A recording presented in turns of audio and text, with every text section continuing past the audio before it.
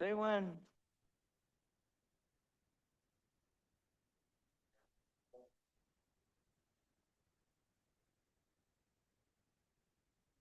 Tell you what else is new.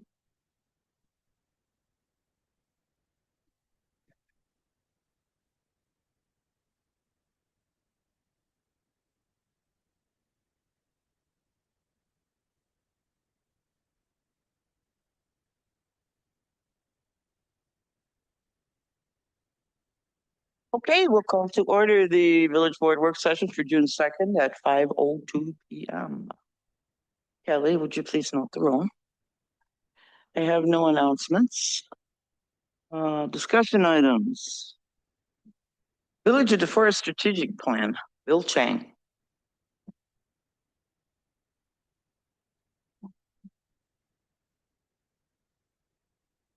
All right. So as you know, we adopted a strategic plan in 2023 and have been working on that ever since. What we like to do is take a look at where we are annually in the strategic plan in meeting the objectives and goals. And we try to do this prior to talking about the budget so that we can have an idea of what to look forward to. Uh, Within the packet is a short memo from myself and the actual strategic plan. You should have received a secondary report from me, which summarizes the remaining objectives pursuant to the goals as set out by the plan. And then comments that I've collected either through my discussions with the department heads or yourselves, and um, how we've addressed those strategic objectives in the current year and the previous years. So for this session this evening, what I wanted to do was kind of walk through what remaining goals or what remaining objectives there are in 27 and 28, and provide you with kind of a foundation of what to look at as we prepare for our next work session meeting, which will be our first budget discussion and our first budget presentation. Um, Also with that, you'll note that as we start to address some of these later year items, we should consider or start to consider when we want to go in for a redo, or if we want to do a continuation of a strategic plan, looking into 27 and 28 budgeting cycles. So with that being said, I'll pause here to see if you have any questions in general about the strategic plan or the history of the strategic plan before we dive into some of the details.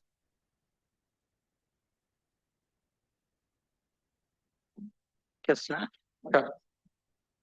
So as the report here states, there's over 140 action items within the 23 to 28 strat plan.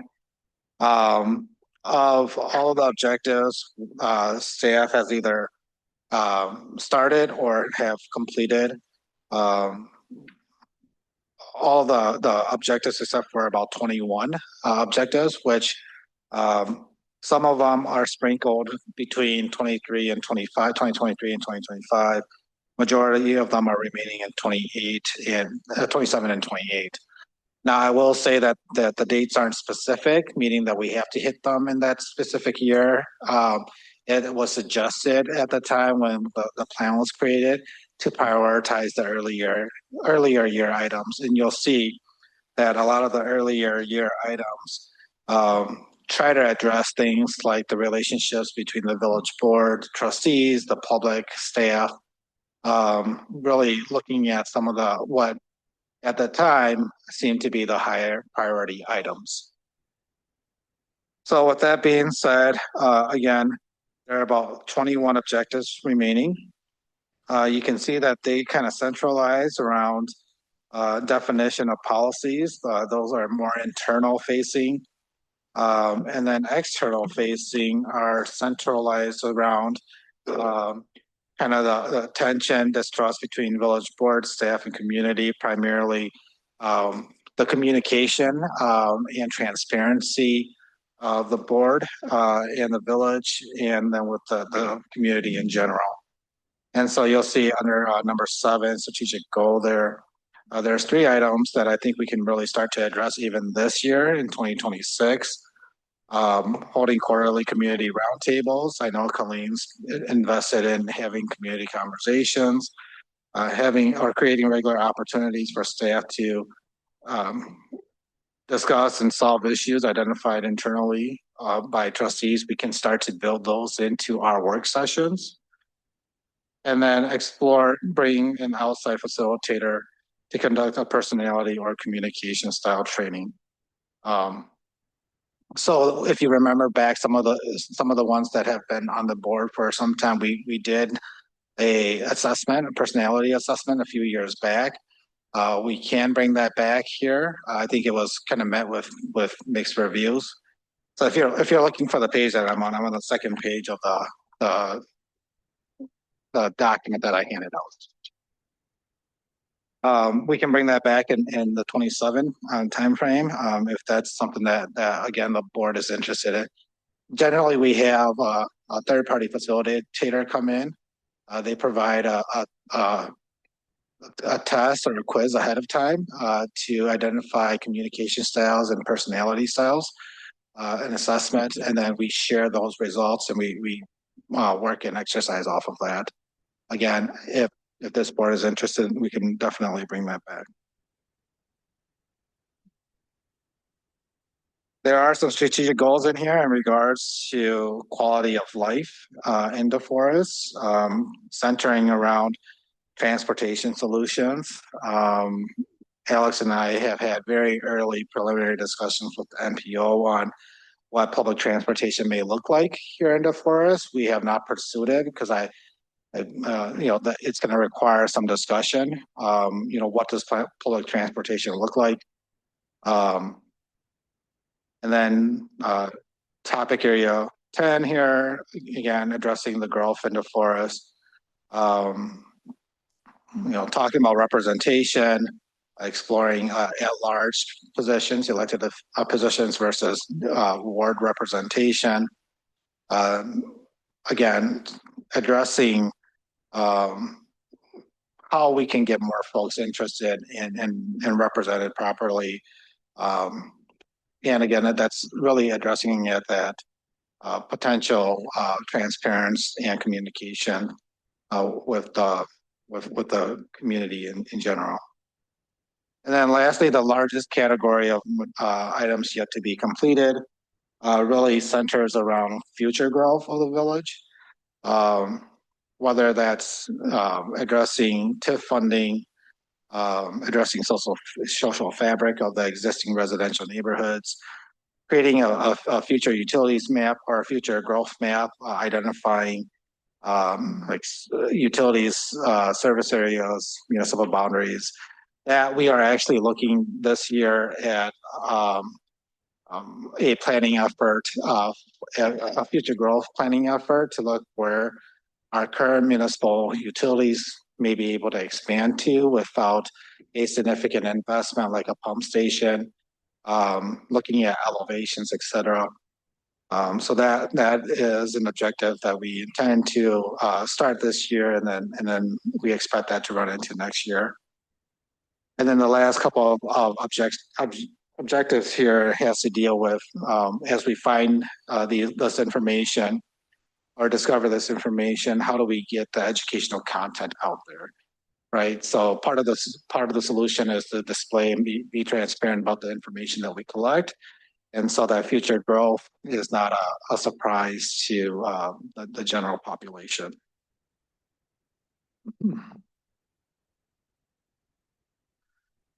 We do have a number of items here that you'll see noted that we are, that all the objectives within that specific strategic goal has been addressed or are in process. Just know that, I don't think that it's, a lot of the objectives, it's not a one-time fix or complete. So once we've implemented something into our system, we continue to maintain it moving forward. So for example, as you read through the report, there are a lot of objectives about like updating, for example, our website and communications to our website. We did that in 24, and we continue to improve that system. You'll see Engaged, of course, show up a bunch of times. We also implemented that in 23, and we've maintained and continue to build that in our system. So as we accomplish some of these objectives, we hope if it's working, we adopt it into our operation system and continue forward with it. It's not that we've done it that 1 year and we stopped. So this, we continue to grow our operations as the village grows. Externally, we want to make sure that we grow efficiently and effectively internally. So with that, I will pause to see if you have any questions on kind of the 21 objectives. The intent is to have meaningful discussion this evening. And then kind of keep these in mind as we plan for the 2027 budget upcoming.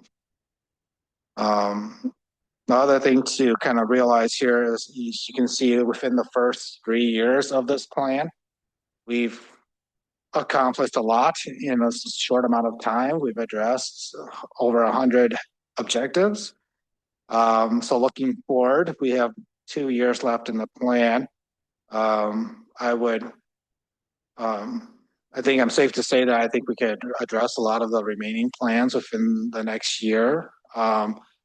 And the question becomes, do we want to wait until 2028 to kind of start on that next strategic plan? Or have things changed enough since 2023 that we feel like we can do that a year early? All of that impacts kind of how we budget for the 2027 fiscal year. So keep that at the front of your minds here. I know you haven't had much time to review this, so I don't expect, questions on my comments, but we'll have an opportunity to do that at a later time. I'll pause there.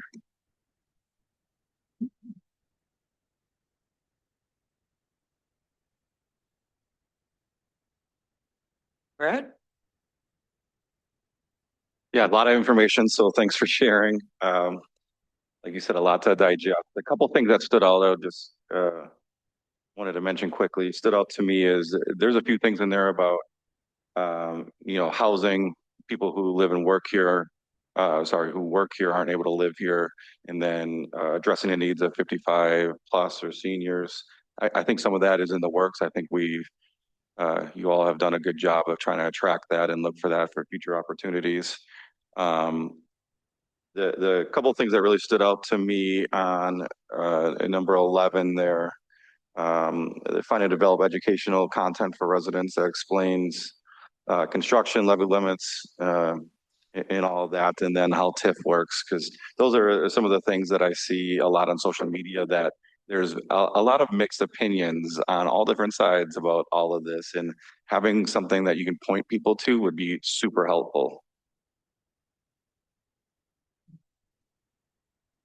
And having it in layman's terms, I think, would be even more helpful. You can find a lot of content, but explain it to somebody in simple terms is where I find it difficult. Bill is going to attend our community chat this Friday and explain TIF at a 3rd grade level. Mm-hmm. Hopefully 3rd grade. Alicia. Oops. Under item 7, will you just solicit each one of us on our feedback on doing communication styles, or did you want us to talk about that? Just if each trustee would like to do that, or is it all or nothing? Yeah, so I mean, I think what I'd want to do is, if this is something that the board wants to address, we can definitely get a cost associated with that, and then be able to build that into our budget for 2027. Probably best time to do that, and you decide if this current board is interested in doing it, before or after the election next year. and kind of time it with what I would call an annual training for the board. So there's options. We can do it. We can try to do it this year yet, and look for a spot within our HR budget if this board is interested in doing that. We're kind of open to any suggestions at this point. I think the last time we did it was probably 2 years ago now. Okay. I'm always favorable to learning about my own communication styles and how I can communicate more effectively with others. So there's that. I'd agree with that. I've done 2 or 3 of these at my own work and they seem great. In reality, I feel like I only use them for a week and then I forget everybody's different traits, their scores, their different names they give everybody, and it has not been helpful for me personally. Yeah. I would say it's been helpful, but I've done probably a good half dozen or probably even getting close to a dozen of them. So, and I guess I'll state, I've said some people, but I think my time here is short. So I think it's a little bit of a waste of money to include me in on that. I am willing to participate if you so choose, but I think a better timing would probably be after a new board in April or May or whatever. But I guess my takeaway, I find it helpful. I'm always very enthused with doing it, so I wouldn't be against it. But to me, the main takeaway is that everybody's different and you have to treat everybody in a different way. And as long as you know that, I think we can keep moving forward too. So whatever the board chooses.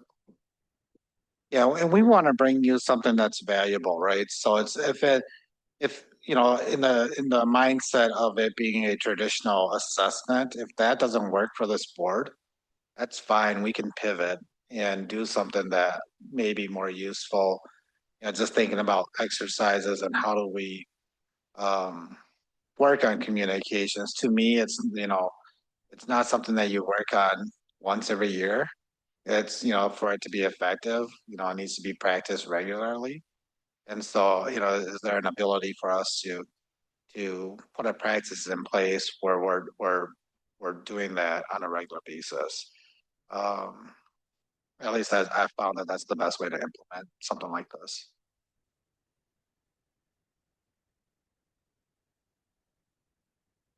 Frankly, I'll have to go along with, I mean, I'm with Alicia and I'm always curious about exploring my style and lack of.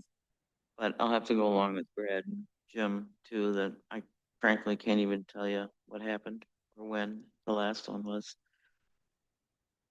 Anybody else? Just throw it at them and we'll do it or not do it. Yeah.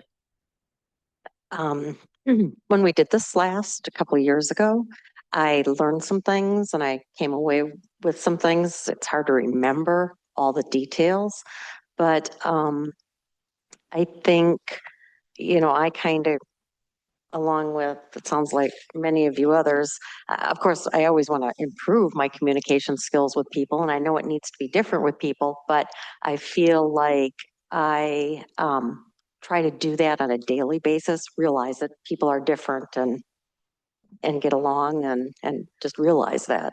So I don't know that I would be real anxious to do this, do what we did again. So I guess that's kind of where I'm standing. I think you can scratch that plan, Bill. Whoops, Melanie? No, I was just gonna add, I've done these like communication styles assessments through my work and I know my style very well now, but what was helpful and what I found to be most beneficial about it was that you learn about the people you're working with and what their style is. And, you know, maybe we have assumptions about people and then we find out that they're actually coming from a different place than we realized. So I think that to me is the value of it. I hear others that have like done it before and maybe don't find it as valuable, but that was the piece to me that I did find helpful.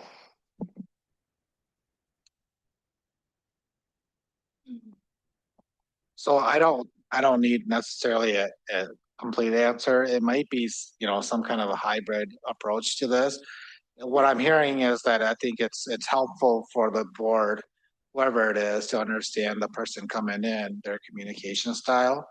I'm wondering if it's something that we incorporate into our onboarding process as someone comes in. We have them do the assessment so that assessments can be shared with the board, instead of having a sit down in place and do it all as a group type event. So that way we're not doing 7, 8 assessments at one time. If, we're only doing it for new board members that come in, and sharing it with the remaining board that's here and vice versa, right? So communication styles may change over time, but slower to change in an individual. And maybe we think about that individual doing an assessment every few years, if they remain on the board. And just kind of thinking out loud here.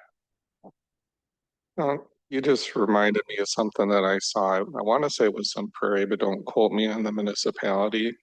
But they had, say, their trustees or board members. There was a list of, say, like a 12 or 15 sort of top priorities for the community. And then they had each board member more or less rank them. So to me, it was really interesting to see what is the different priorities per the different board members. And they had it up on their website. I mean, I'm indifferent if we have it on our website or not, but I personally think it's good information for residents to know how their board thinks, but I guess I heard you at more, Alicia, it's good to know where people are coming from and if they know what priorities are important for individuals. I think that can really be beneficial. Maybe that, I guess I thought of that because you're saying like onboarding, maybe that's something you do.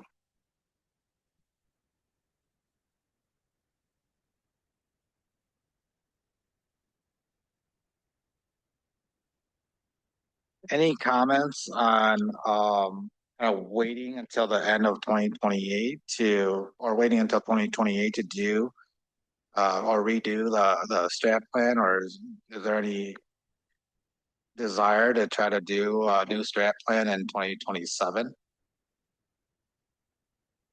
which would be 1 year early? Jim? I guess my opinion would be that say a redo maybe in 2028. I personally feel it's still a very applicable plan.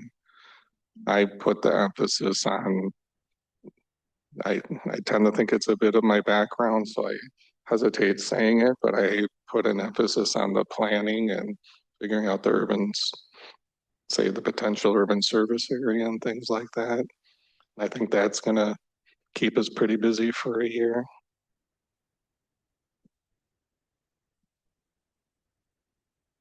Anybody else?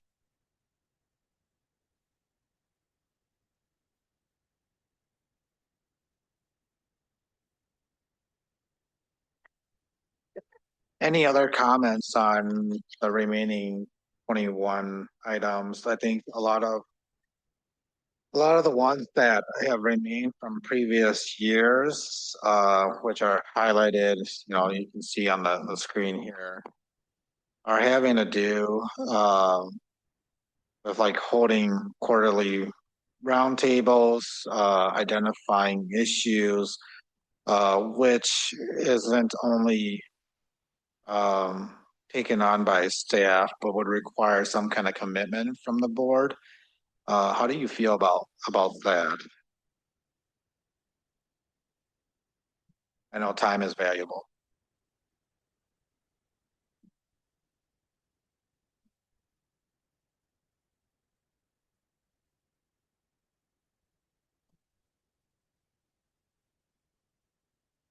I'm sorry. Can you repeat your question, Bill? Yeah. Yeah, so as you can see on the board here, so this is addressing strategic goal number 7, tension and distrust between the village board, staff, community at large. So some of the objectives to address specifically this goal suggested during the plan was to, 1, explore holding quarterly community roundtables to share progress and take the temperature on where things are relationally. And then second, create a regular opportunity for staff to ideate, discuss, and solve issues identified internally or by trustees, and share the progress of working through these issues with the board quarterly or more frequently. So I think a part of why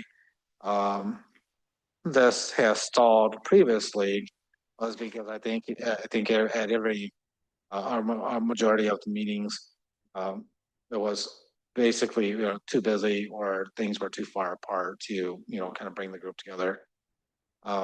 But moving forward, it does require not only commitment from staff to address these items and bring them forth, but then also some time commitment, whether at these work sessions or during village board meetings or separately, to have these type of discussions, right? Whether it's between the village board and staff, or it's between the village board, staff, and the community to address certain issues. And it may not, it may range on a series of things, but if we're going to instruct that we bring issues and have that discussion, that we all be engaged as part of that. So again, considering where the board is currently, want to get a feel as to where you're at making that kind of commitment.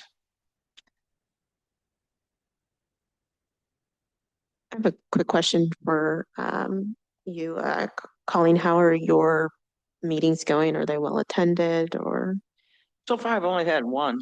Okay. And in my opinion, it was with 11 people there, considering we often get like one for budget hearings. We have another one this Friday, and I've heard of at least 4 people that are planning on coming. And I'll grant you that it's some of the same faces you see all the time, but there were some people that I had never met before at the first one.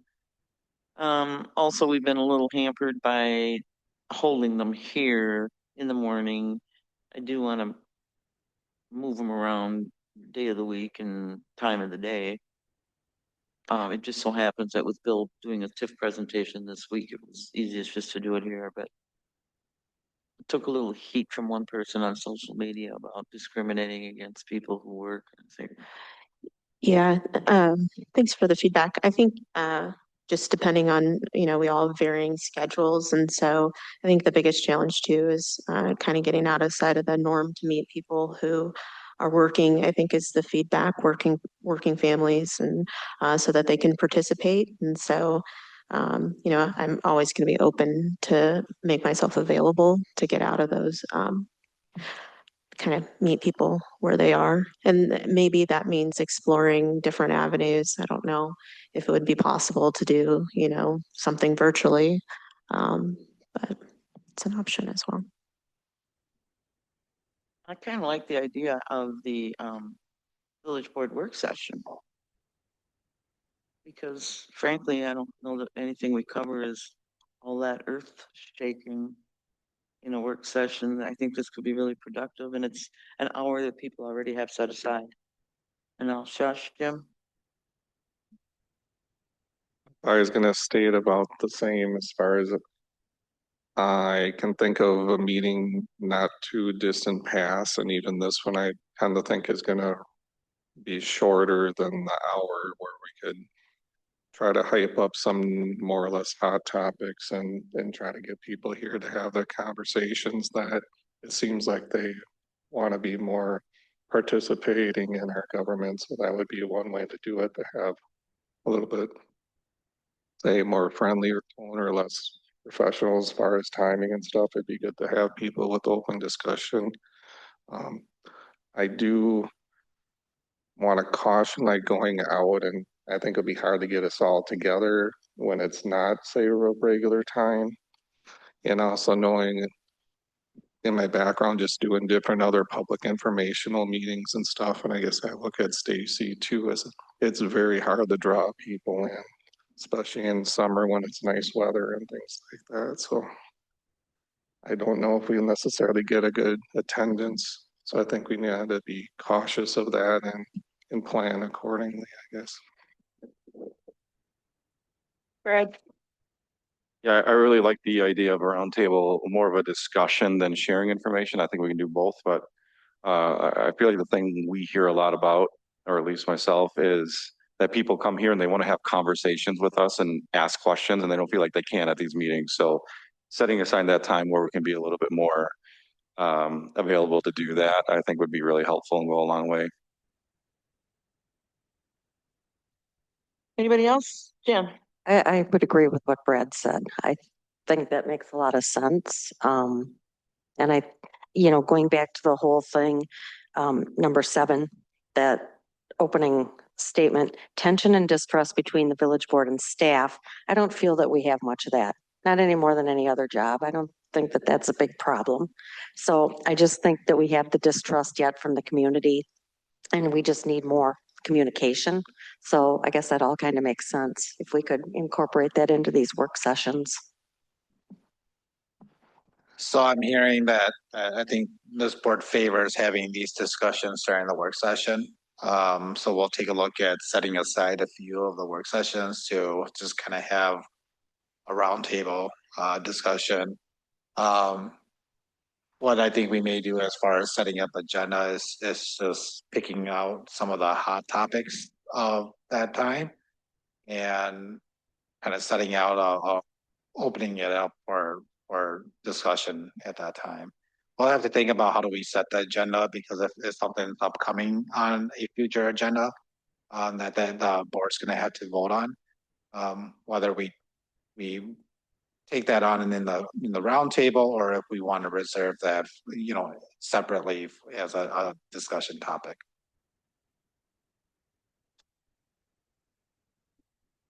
That it for our strategic plan? Oh, Judd. I just add, Alicia brought up doing something virtually, which is fine. I'm all for meeting people where they can be at, but we do run the risk of when you publish a certain link, some people try to steal it. So it makes it difficult for us to allow those without pre-registration. So we're still trying to figure out how we can do that, and we'll have that discussion, I think, next board meeting. But I'm not trying to dissuade it, but we just have to find some way to make it so we don't have interlopers. And we do, and you'll see in the report that we do have other speaking opportunities. So the Parking Connects, we've been are going to utilize those opportunities to address specific items or issues within the community. We have our community open house, our village hall open house that we discuss projects with folks. Occasionally we send out surveys. We try to reach people at where they are. Budget listening sessions, we have those. We try to get it out into the communities.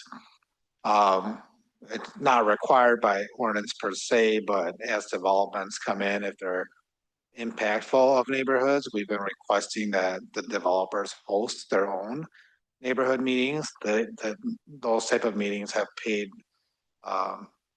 dividends in that, the notice gets out there early and the developer can resolve issues before they reach us, before their application process. And so, there's ample opportunities out there in meeting folks where they're at. We're holding it here. Different methods that we've incorporated as far as communication. So I would argue that we're not lacking in communications. It's a matter of how far, to the extent that we go. Most of this driven by staff, but I think a large portion of the population wants to be able to speak to you as a board. So we'll take a look at what's been proposed here. I would just add too that I know for some of our Park and Connects last year, one of our Park and Connects, we utilized some of the already established events that we have, like the summer series and things like that, where we already know that we're bringing in a crowd. And so setting up a booth at one of those is, easy to do. We're setting up a space. That's something I'm planning on doing too. Farmers market, some of these other events that are going on. In fact, I think I talked to Tricia about, can you get me a little table? And no. Now there's an idea. That it for the strategic plan, Bill, or got some more? Yeah, no, I think that's it. I think most of the other ones we can deal with, or initiate from kind of a staff process here, and introduce that, wherever the, budgeting support is needed. And we'll continue to address this over the next 2 years, and a plan for the, um, next planning effort to kind of be in that 2028 timeframe so that we can implement it in 2029. I think I have the direction I need. Okay. If you have any questions about the report or comments, feel free to reach out to me. Or if you want this, or like, this review to come back at different increments throughout the year, we're happy to do that. As stated right now, we're doing it annually, prior to the budget so that you can get a preview of what the strategic objectives are going into the budgeting cycle. But we're happy to bring it as many times as you want. Thank you. Thank you. Moving on to department updates, administration update, Bill.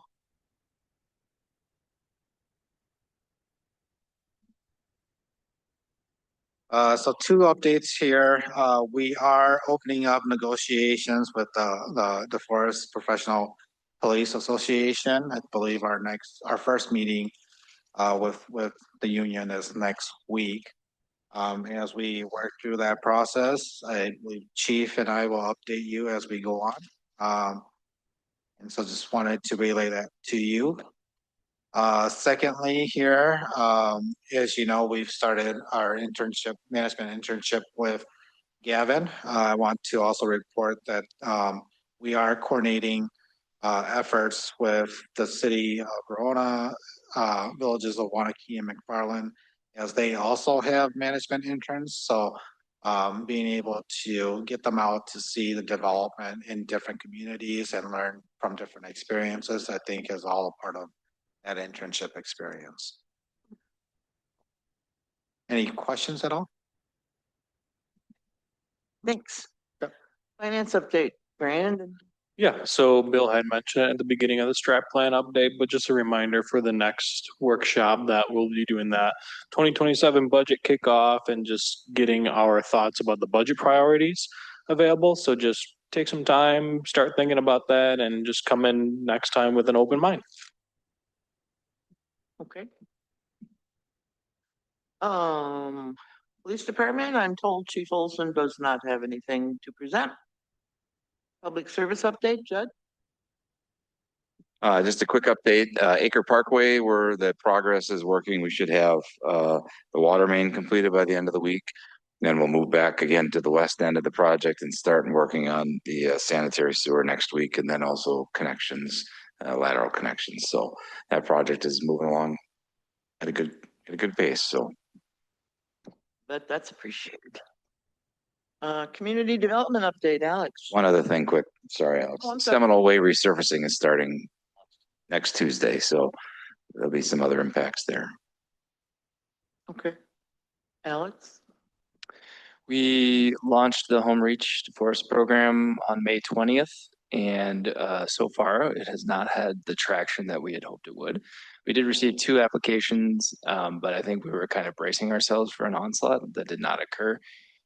So we'll continue to kind of plan marketing around that and getting the word out. I was just talking with Alicia before the meeting here, and I think part of that is just the fact that people need to be actively pursuing a house and then have an active house project or a home improvement project too. And I'm sure that not everybody was just sitting around with those things ready for a grant program to open up. So see how the next couple of weeks shake out, but we'll plan to do some additional marketing as well. Okay. Administrative services update, Kelly? Board of Review is going to be held on June 10th at 5 p.m. here. And then also today is the last day for applications for the vacant trustee seat. I will be closing the application first thing in the morning to give people through the rest of today. So far, we have received 5 applications. after I close that, I'll send those all out to you tomorrow. I know I sent a couple of them. We received a few more over the weekend and then one just this evening. So. Great, thanks. Creation and community enrichment update, Reese. So we have our first farmers market tonight, which I think is going really well. We've got some nice weather. We had our first Friday flick or movie in the park on Friday. And also, I think we had really good attendance for that. That was also in conjunction with the bike rodeo that the police department works with us on.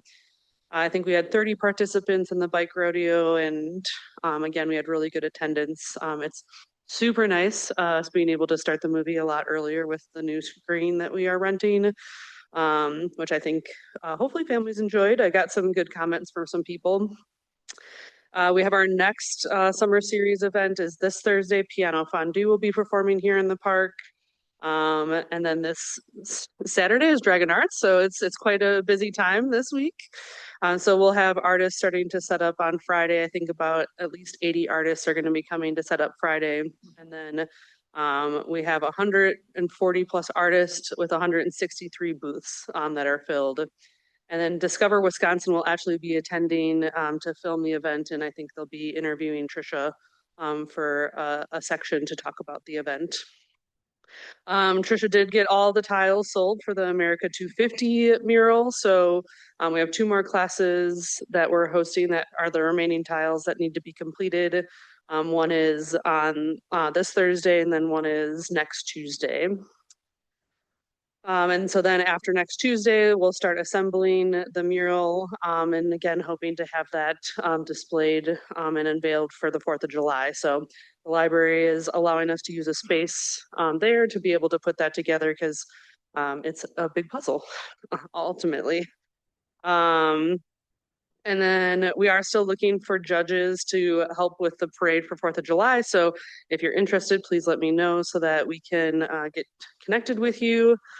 We had baseball and softball starting this week. We have over 400 participants between the different leagues.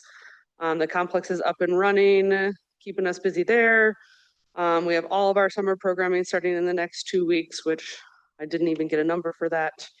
The community garden is full with all the plots except for a couple small raised beds. And then we do have the 3 park projects that are being completed, the Conservancy Commons splash pad, River Bend Park and Shane O'Donnell Conservancy Commons. They'll be demoing the concrete starting this Thursday, and that should be done by August 28th at the latest because we want it to be done for Riverfest.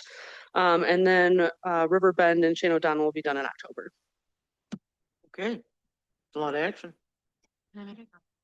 Well, you sure can. I just wanted to give kudos to the rec department for all the great work. We enjoyed the summer series over the weekend on Friday, and then my daughter participated in the dance class. So we love Miss Mallory. The recital at the high school was it was great. So just wanted to give kudos as a parent who has kiddos participating in those activities. It was all great. Thank you. Communications update, Stacy Harmon. I will just echo that I communicate everything that these guys all shared. Keeping the website up to date, Engage the Forest up to date, and then doing the monthly newsletter that goes out, and then encouraging residents to sign up for those email and text alerts so they know all of the projects that are happening. Thank you, ma'am. Okay, any other business that lawfully comes before the committee for discussion only? Alicia, do you have something? Okay. Next up is adjournment. Is there a motion to adjourn? Motion to adjourn. Is there a second? Second. Motion by Alicia, second by Jan. All those in favor, say aye. Aye. All those opposed, no. Motion carries unanimously. We're adjourned at 5:45 until the board meeting at 6. I'm sorry, do you want me to repeat that? I am calling to order the village board meeting of June 2nd at 6 p.m. Kelly, would you please note roll? And let's see, who hasn't led us for a while? Jim, you want to lead us in the Pledge of Allegiance?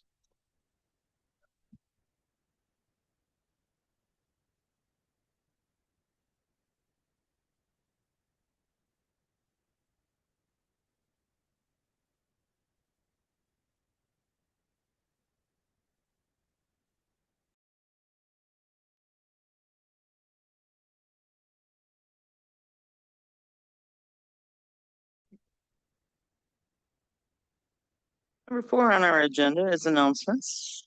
I have no announcements. Number 5 is the consent agenda.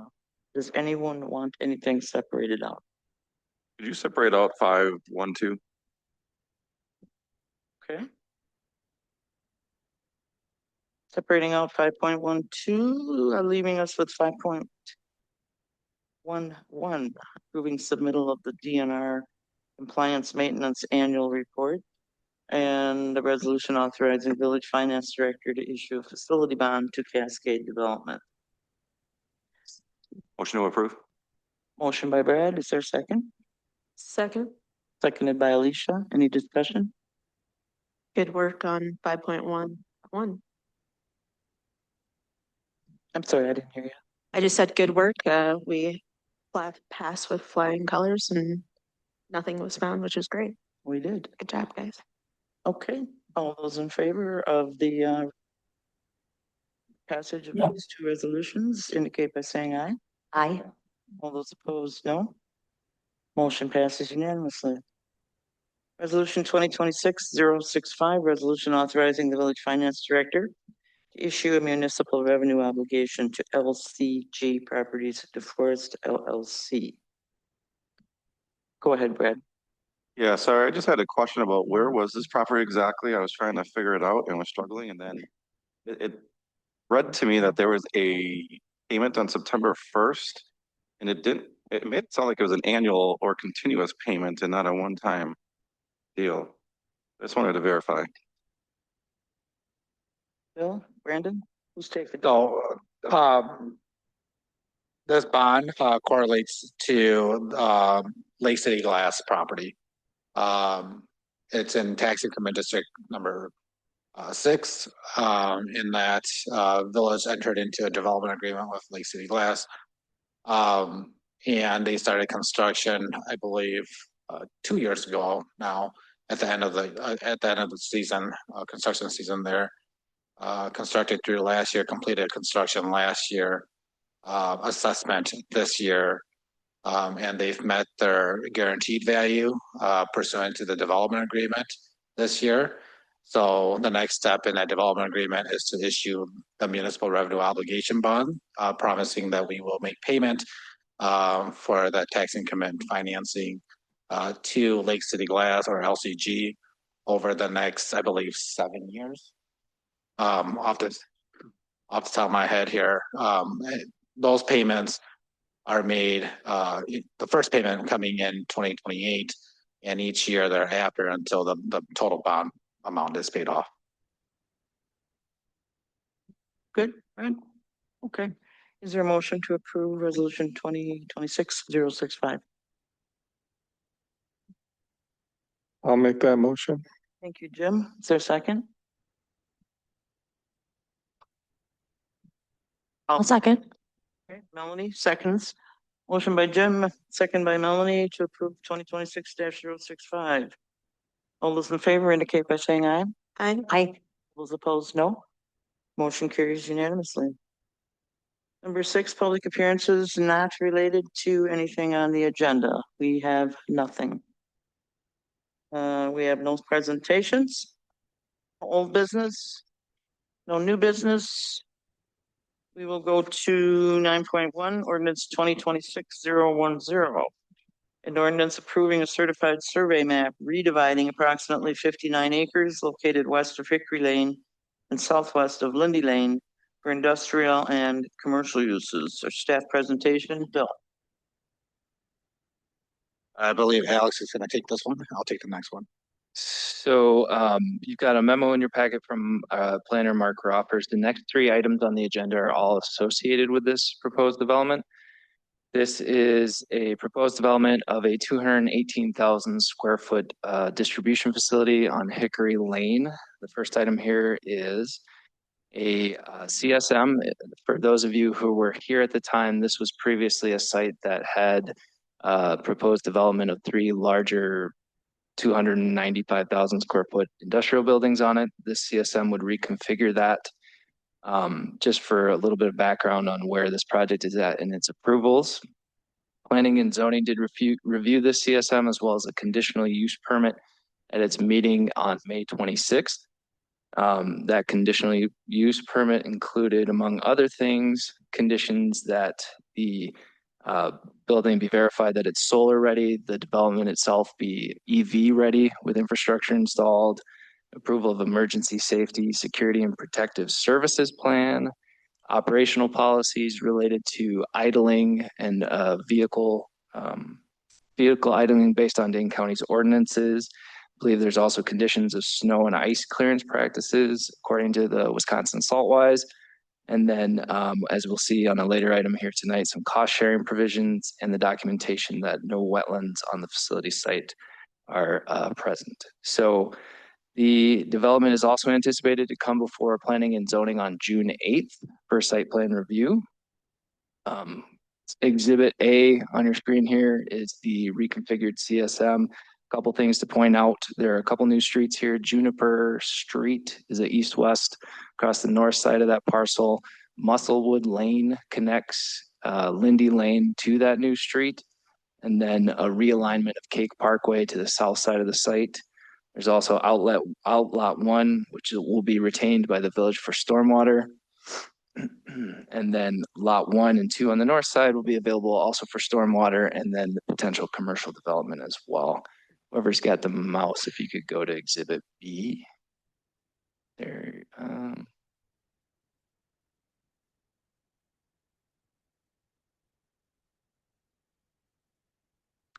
Exhibit B in the packet while they're pulling this up here is just a showing highlighted a couple of utility easements that will need to be released as well as part of this. Those were associated with the original CSM and that configuration.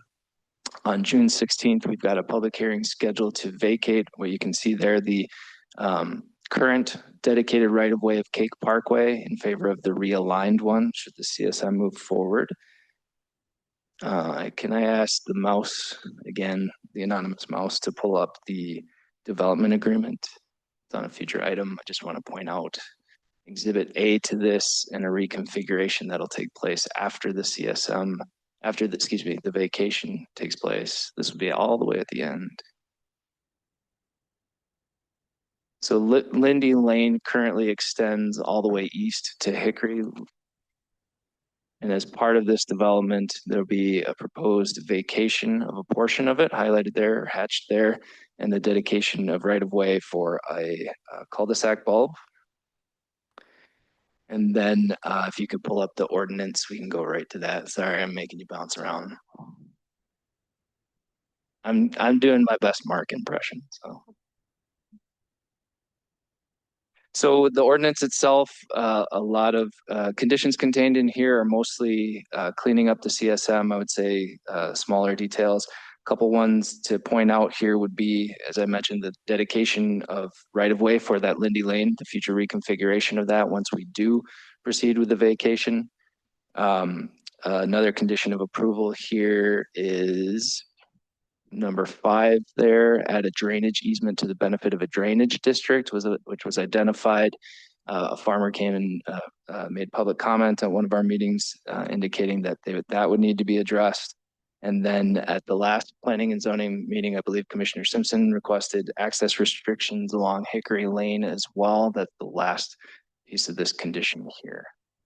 So that would prohibit access to Outlot 1, which eventually will be the village retained outlot, and then having a restriction of one additional, no greater than one driveway on the development lot to Hickory Lane. So happy to answer any questions associated with the CSM for you. I got one clarifying thing. I think, Randy, you said it might be a challenge for them to make June 8th. I just wanted to make that clear. If they don't make June 8th, it would be June 23rd or. Okay. Certainly, if it's not on the June 8th for site plan you're referring to, then the next planning and zoning meeting would be June 23rd. But I believe we're anticipating that that'll be a June 8th meeting. Mm-hmm. Anyone else? Fred? Is the only access for really in and out of this facility through like B? No, nope. So let's see if maybe the development agreement has a good development map on it. If we can go back there. So access would be from Here you go, Cake Parkway. So the reconfigured Cake Parkway off of Hickory Lane, and then that newly minted Juniper Street. Cake doesn't go across the interstate. No. Yeah.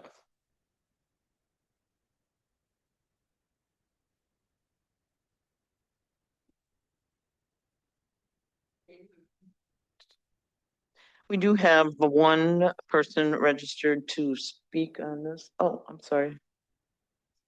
Just to clarify the question, so I believe trustee Court was asking about access off of the interstate. Is that correct? Or coming into the region? Not specifically the site. I just want to make that clarification. Right, how travel would be going in and out of there predominantly. Yeah, so predominantly and the TIA or traffic impact analysis that was provided, and a majority of the traffic coming off of County Highway V. I believe 70% of the traffic going to the interchange area, and then the remaining 30 either west or south.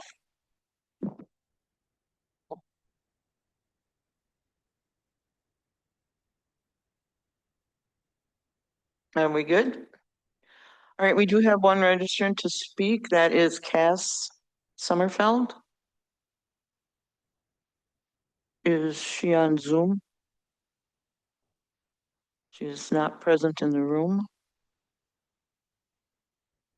Okay, well, the form she submitted indicates that she wanted to speak on 9.1 and was opposed to it. So I guess we'll move on from there. Is there a motion to approve 2026-010?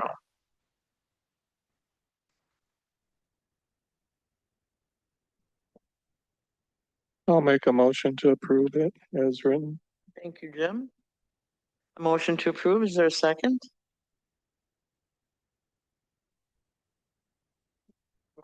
I'll second it. Any further discussion? All those in favor indicate by saying aye. Aye. All those opposed, no. Motion carries unanimous.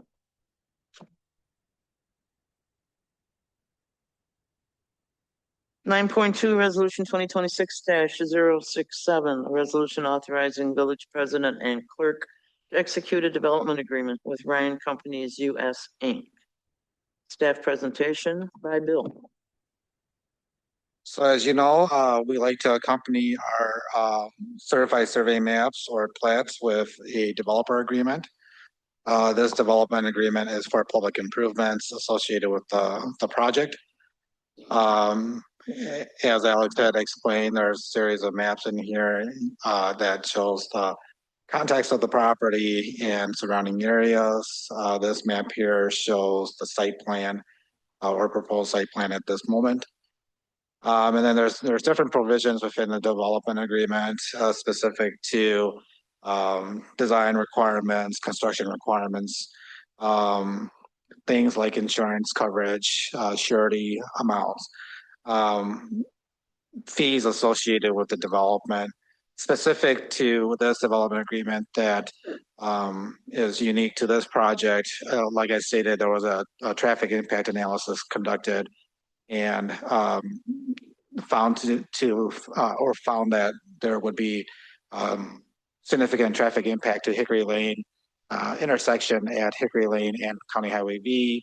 There's some concern around the geometry of turning, and then some impact to the interchange too.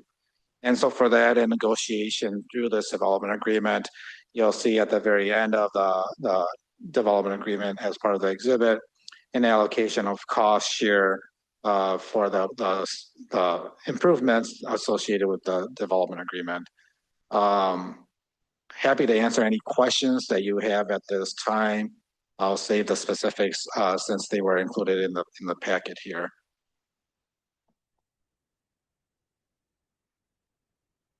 Well, there was a lot of information in the packet on this one, so I could have missed it, but I didn't see anywhere. So I'm just curious. Is it known when development would begin and when the roadway improvements would happen? Like, or is it too early in the process, or do we have an estimate of when that would start? Yeah, so in talking with the developer and their representative here this evening, they can talk to you more about the site-specific improvements. We anticipate that as soon as they get site approval, they would break ground and move forward. As far as Hickory Lane and Lindy Lane, those will be public projects. Those are currently proposed as part of the CIP amendment that you'll see later on this evening. And we would anticipate that as soon as it's approved by yourselves, we would prepare and complete the drawings and get that out to bid.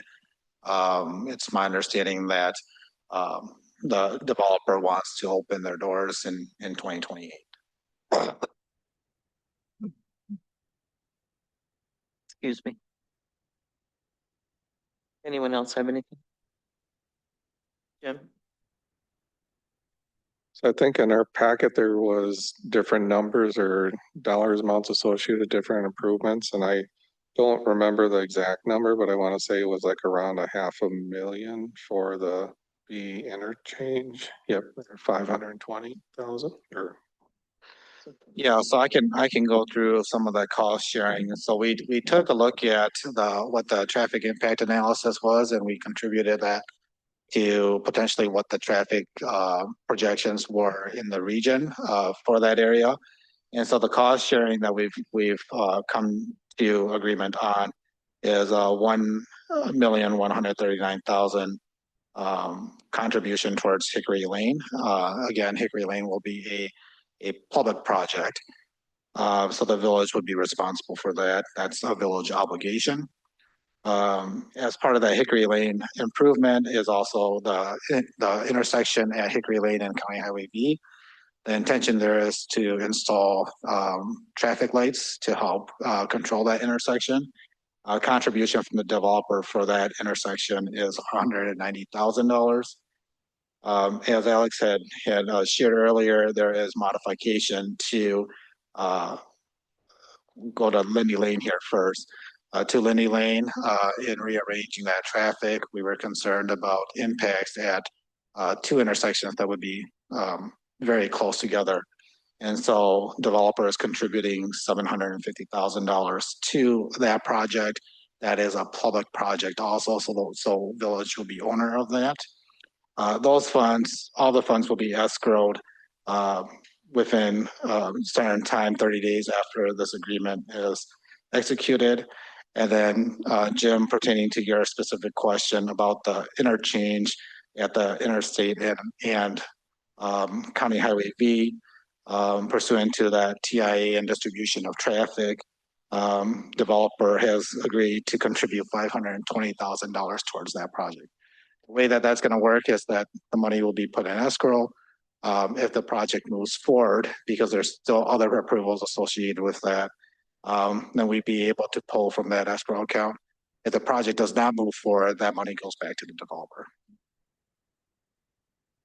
Okay, so just to verify, I think you answered my question without answering it, but the percentage is based on if the other large user would come in. So really probably the whole interchange project wouldn't happen if that other large user didn't happen. Is that correct? So without the other large user, I don't believe we would redo that interchange to that extent.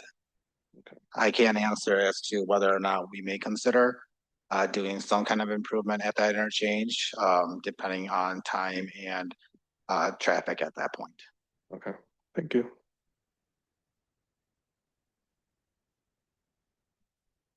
Fred.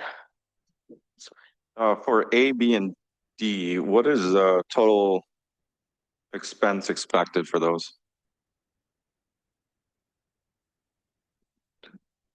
You'll see that within our capital improvement plan updates later on in the agenda. Hickory Lane was scheduled for an estimate of $4 million within there.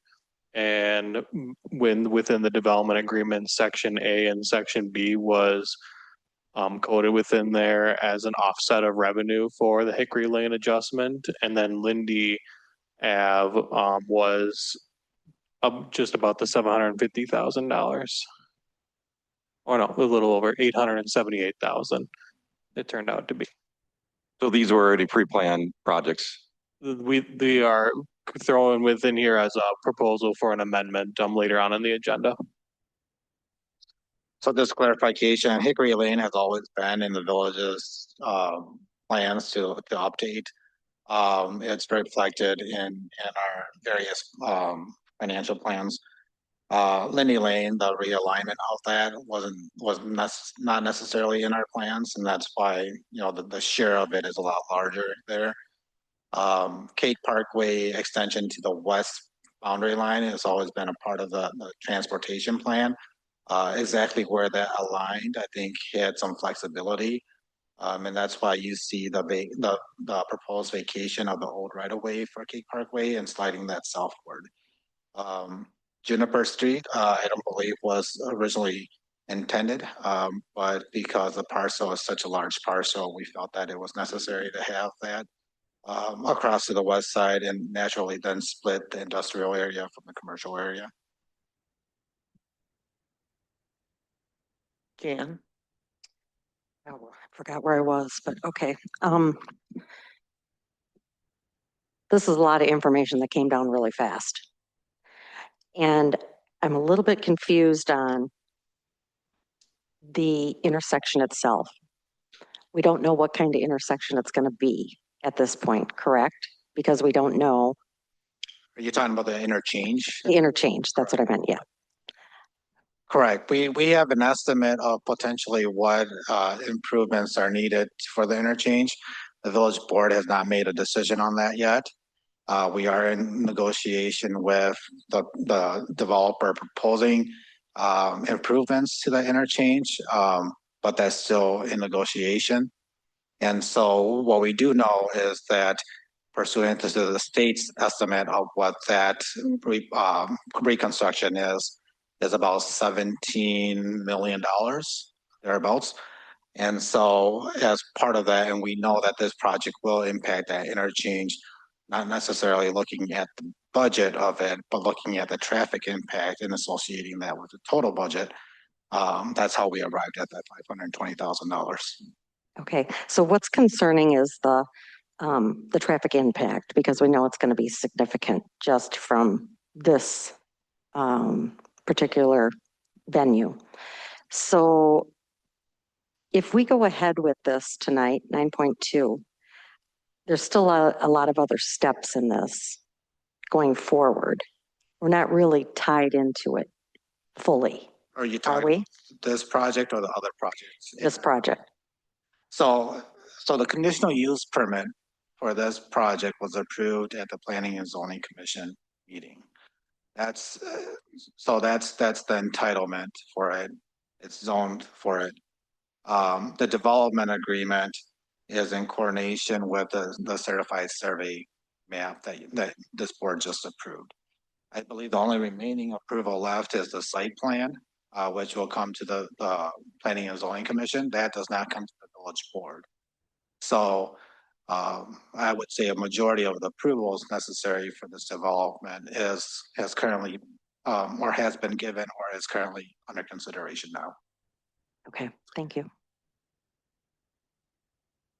Anyone else? I guess I don't know if it came up tonight, so I'm looking at Alex or Bill. Could you explain a bit of the traffic? Because I know it's been explained to the planning and zoning as far as how it's going to be off peak and things like that. Yeah, I'm trying to see if there's a document that might describe that a little bit more. Probably whoever's got the mouse, if you could go back to Mark's memo for the previous item, might have a description of some of the operational impacts. I guess I would also, as Bill kind of mentioned, we do have the developer in the room too, if they wanted to come up and maybe speak to some of the timing of that too. But the second, I think we just scrolled over it, second paragraph, go up a little bit. Proposed facility. Yeah, there you go. So operations with deliveries between 9:50 a.m. and 9:10. On-site employment, speaking to some of the shifts that are there. They, I guess if you don't have it already, I can send you their conditional use permit narrative, which goes into a little bit more detail on their operations.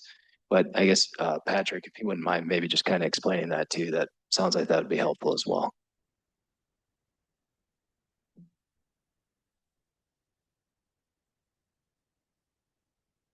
And please just give your name and municipality for the record.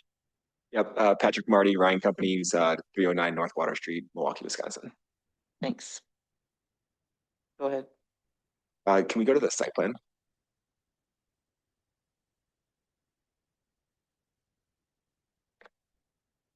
So like Alex mentioned, the van traffic will be staggered to avoid peak traffic times. Specifically, I believe it was 10 a.m. to 2 p.m. and then 6 p.m. to 9 p.m. Jason Vanglis, Madison, Wisconsin. Yeah, so typically, and I don't have this committed to memory, but broadly, these facilities offer a staggered approach to dispatch. So the largest shift for the workers in the building will start at 1 a.m. And that shift is probably about 100 folks or so. And then another shift will come in usually around 2 p.m., 4 p.m., and then 9 p.m. And the shifts get smaller and smaller as you kind of go on throughout that level, but the larger shift again starting at 1 a.m. And then dispatch typically happens between 9 and noon at these facilities. I think this particular one is around 10 a.m. and that process finishes at noon and they dispatch in 20-minute increments. And it's purposefully distributed that way so we are hitting non-peak hours locally. So the traffic study looked at what the peak hours are in this region, and then we intentionally design our operations clock to miss that mark. I will just add to, so Veer Bicker, obviously our consulting engineer, we worked with KL Engineering too on the traffic side of things to then from our side evaluate some of the TIA. And all of the public improvements that we just sort of discussed, not only here in the development agreement, but viewing in the CSM, were born out of accommodating some of that traffic. So if they didn't have this impact, those roadway improvements wouldn't have been there to avoid some potential queuing issues, those types of things. Additionally, in the development agreement that's in packets as well, there's provision that says we can monitor going forward to see if there are any additional impacts. And then there's clauses about cost sharing for additional improvements should they be necessary as well.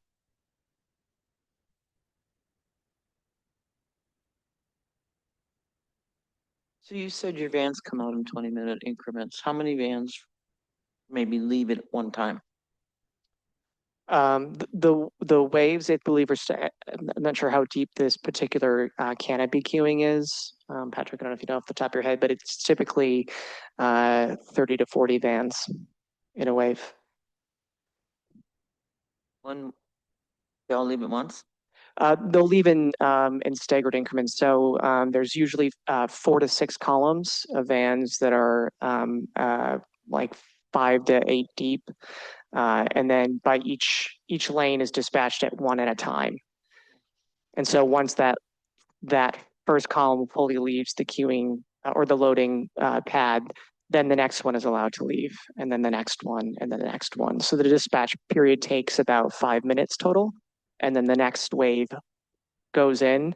So while the vans take about 20 minutes to load, total dispatch is about 30 minutes per wave. And again, looking at the northern street, that Juniper Street. So part of the strategy there is to bring any additional traffic impacts from those waves to that street and not necessarily on a more of our higher traffic roadways like the Hickory Lanes or Highway B. So sort of a buffering strategy, I guess. Anyone else have anything? When do you plan on breaking ground? Or being open? Breaking ground, hoping in July with a turnover of next July. Next July? Yeah. Oh, so we're ways out yet. Breaking ground in July in that 12-month construction period. Oh, this July you're going to break ground. Oh, Yes. okay. All right. Did you have anything else? Okay, thank you, gentlemen. Thank you. Thank you. We did have a public appearance on this again. Pass Summerfeld? She's online? Okay, Cass? You can go ahead on 9.2.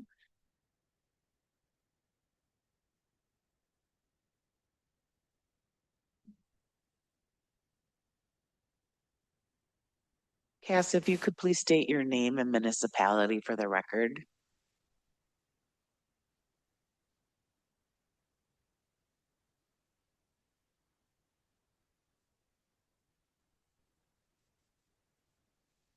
Cass, can you hear us?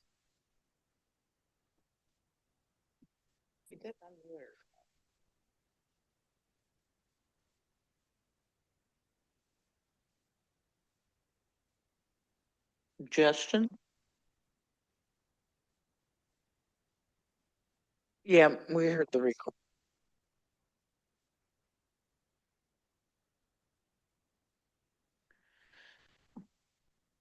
Sorry, Cass, we cannot hear you. I don't know if you are talking or.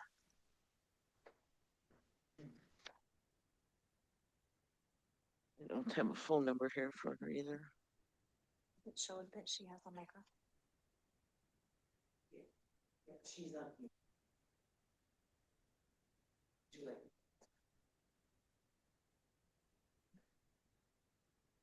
Sure. If I could maybe comment. So I believe Ms. Summerfield did submit an email asking about potential wetland impacts on the site. That is correct. And so just to follow through on that, I mentioned that as a condition of the conditional use permit, one of the conditions of approval is that their documentation that there are no wetlands or wetland impacts on the site of the facility itself. I will say that that was added as a condition based on Ms. Summerfield's comments at the planning and zoning meeting. And we essentially already have that documentation. So there was a wetland delineation performed by Heartland Ecological Group in, looks like 2022 or 2024. And that was as part of the Urban Service Area Amendment Sewer Service Extension when that site came into the USA.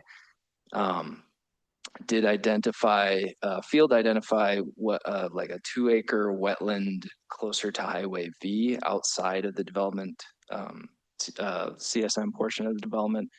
The wetland mapping that is on the DNR's website is outdated and still shows a portion like ponding essentially in the center of the site, but the field identification didn't identify any wetlands there, so.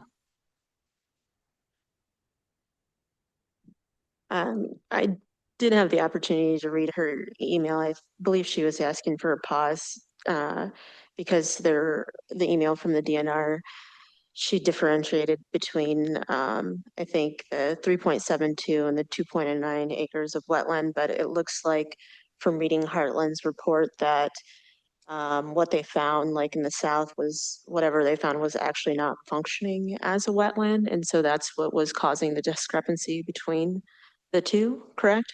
Yeah, that's right. And so I have it now on my list to reach out to the DNR to at least alert them that this is an error and that that map is outdated. Thank you. And also, we did get the approval, I guess, through the delineation report and DNR, I guess, to move forward, right? Yes, yeah, those were all approved. Okay.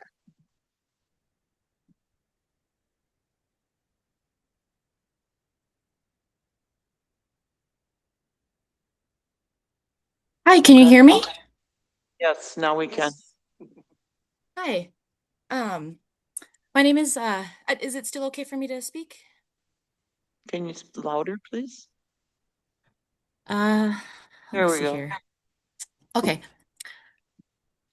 So my name is Cassandra Summerfeld of Windsor. So I was reaching out, as he mentioned, I did send an email. So I did reach out to the DNR specifically, and they did tell me that that was indeed a wetland. So it does sound like there has to be delineation done before any development could proceed. And that is not just from their website. I specifically spoke with someone and reached out to someone from the DNR, and they did confirm that that is a wetland. And at the planning and zoning meeting, it was said that the approval was contingent on it not being a wetland. So because the DNR is in fact saying that it is a wetland, I am challenging that we shouldn't have an agreement in place until it can be determined on whether or not this project should even go forward and whether or not it can even withstand being in that big of a scope of project.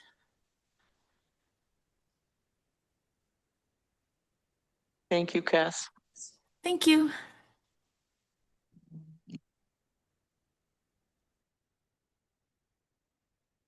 Anything else to add, Alex? I will follow up with that specific staff person that Ms. Summerfield was referencing and just let her know that they should probably correct that. Well, there certainly seems to be a lot of documentation here from the DNR and from Heartland that this is not a wetland. Yeah, and again, I would Like it's also more of a lean on wet the, spot. what's that? Looks like it might have been more of a wet spot. Well, so it wasn't field delineated. So that's part of what the delineation report is. They actually, so there's indicators that the mapping has, and then a delineator will go out, a assured delineator like this, and actually do a field identification to say, is this a wetland or is it not? And so they did that delineation on the north side by Highway V. They didn't do a delineation there because they didn't find the presence of it. So, and that report was DNR approved. But again, if it gives the board a degree of comfort, I would also lean on the fact that our conditional use permit has that condition that it has to be demonstrated. And so prior to building permit, we'll still need that verification, which again, I think our staff feels like we have, but regardless, one way or the other, if this isn't sufficient, they'll still need to define that. Yes, I think that is of some comfort. Jim? I think it was covered what I was gonna say as far, like you said, there's a lot of documentation and my understanding is when you're assured wetland delineator, you go through a lot of certifications and stuff or a lot of training with the DNR. So your decisions hold the same weight as if you were DNR staff. So I put a lot of emphasis on that. The assured wetland delineator went out there and assured us that it's not a wetland. I do appreciate that it's in the CUP and that you're going to follow up, but I'm comfortable with where we stand right now.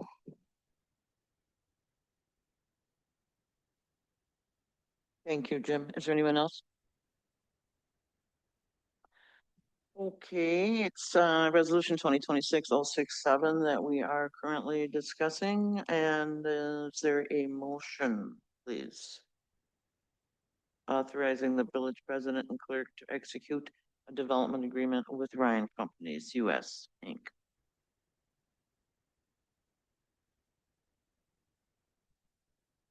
Yes, I'll make a motion to approve. I do want to have one point of discussion when that's hopefully seconded. Okay. Motion by Jim, is there a second? Second. Second by Alicia. Discussion, Jim? I guess I want to ask for some clarification as far as like this is the developer's agreement. The one concern that I continue to have is with the drainage district and making sure that there is, say, an easement in place or however that water gets moved around or through this property. And I don't know how that would affect this agreement. So I can say that as part of the conditional use permit, and then maybe Al can weigh in on any effect to this agreement. And actually, maybe it's a condition of the CSM approval. It's where we just saw that. Yeah. So if you could go back to the CSM ordinance, the condition that was in there was that scroll up, I think is maybe 5. Yeah, add a drainage easement to the benefit of the drainage district around the existing drain tile, subject to village attorney and engineer approval. So is there a specific question that you're asking about? How would that relate to the development agreement? Yeah, right now I'm hoping it, well, I shouldn't say hope. I think that it's not necessarily going to be too challenging, say to route the water if need be. either around the building. I'm assuming nobody wants to run a pipe under the building, but throughout whatever the cost it takes to get the water around. And again, then it's up to the engineers to do the study to even know if it needs to be done. But if it becomes cost prohibitive, or if it starts looking to be a public improvement project instead of a developer thing, I just want to know if that needs to be taken into account in this agreement. I'm thinking we're good with the agreement, that it would just have to come back as amendment if things grew out of that, but. Well, we're not assuming any obligation to handle that stormwater. It's up to the developer to work with the drainage district, locate where that water is coming from, where it's running across the property, and make accommodations for that. That's one of the conditions of the CSM, and it's one of their legal requirements anyway. So, but there's nothing that requires us to put a storm sewer in or anything like that. Thank you, Alan. Yep.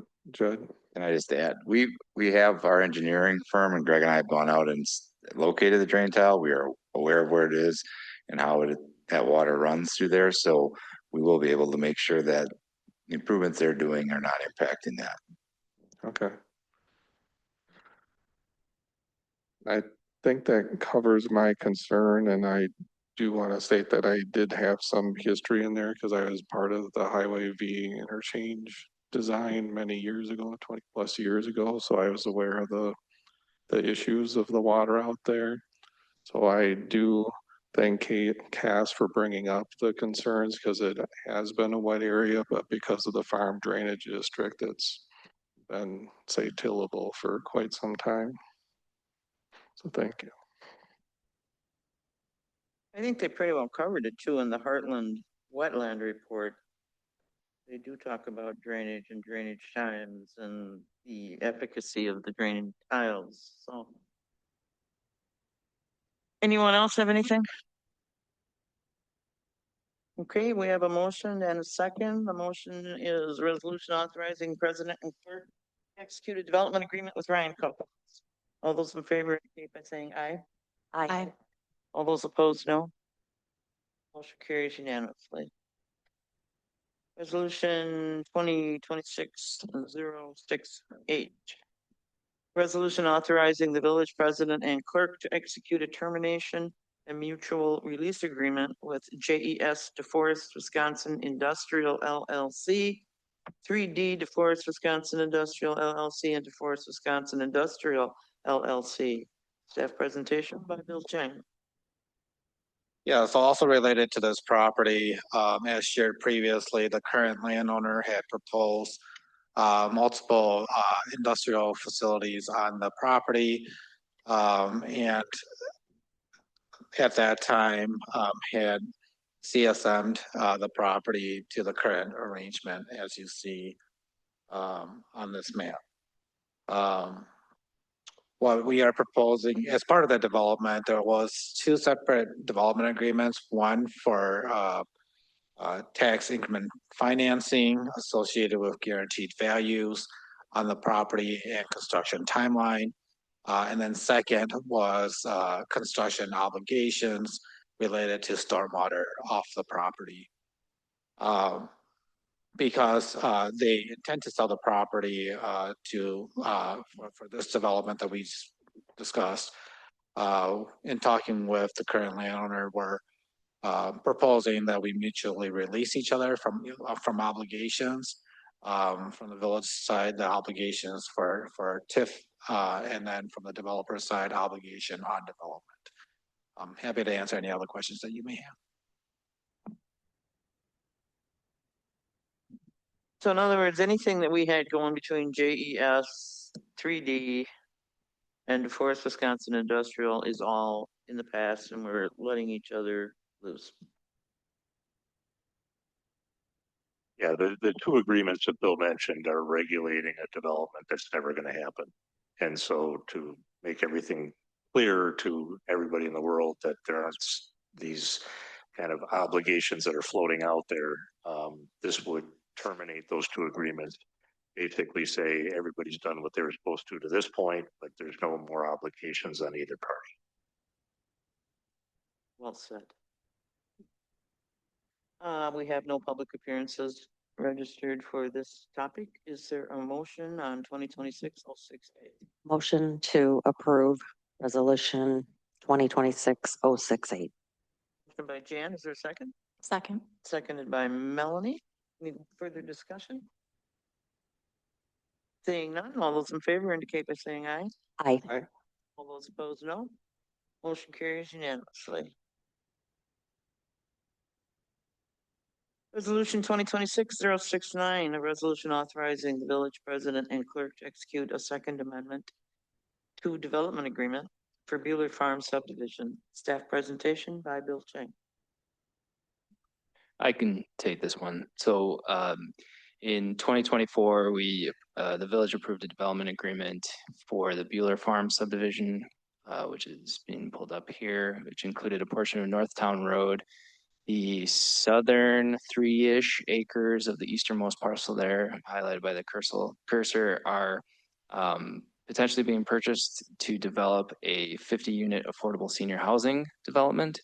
And as part of that, the existing development agreement has obligations that run with the land.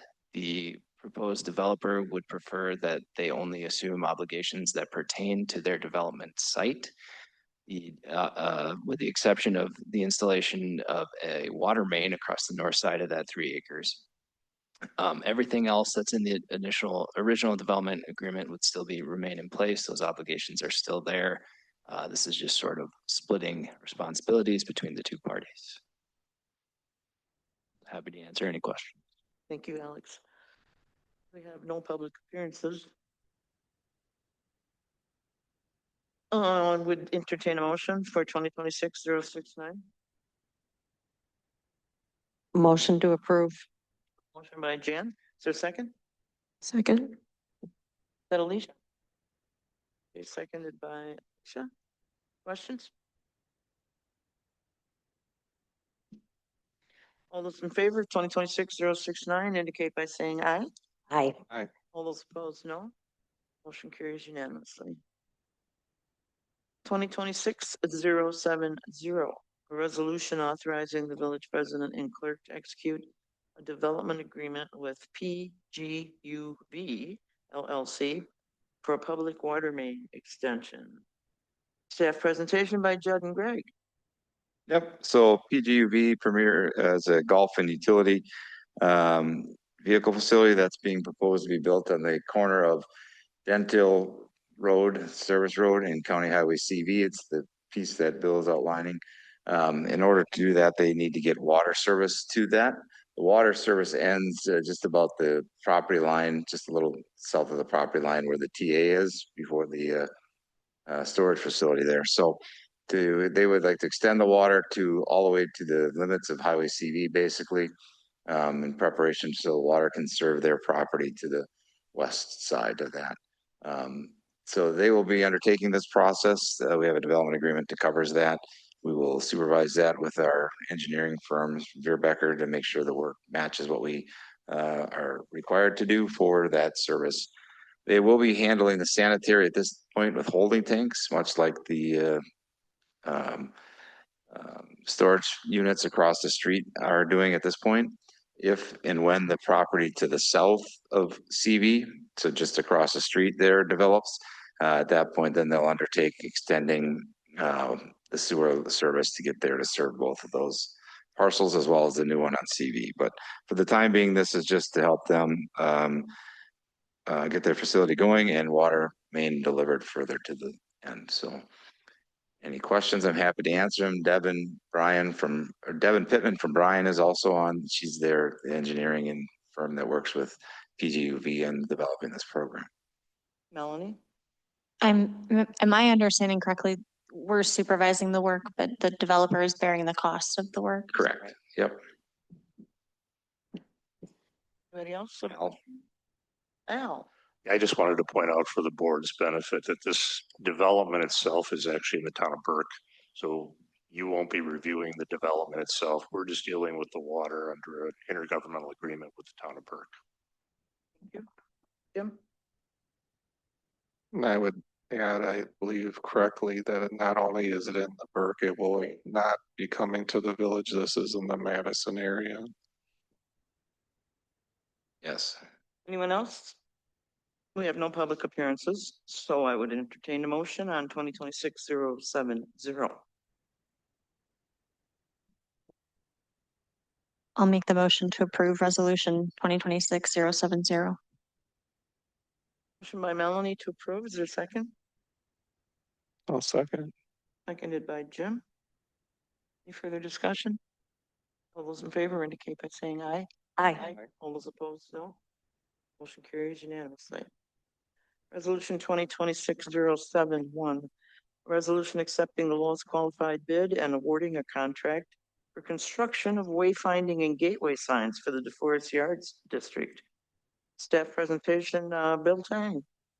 I'll take this. Greg. Bill.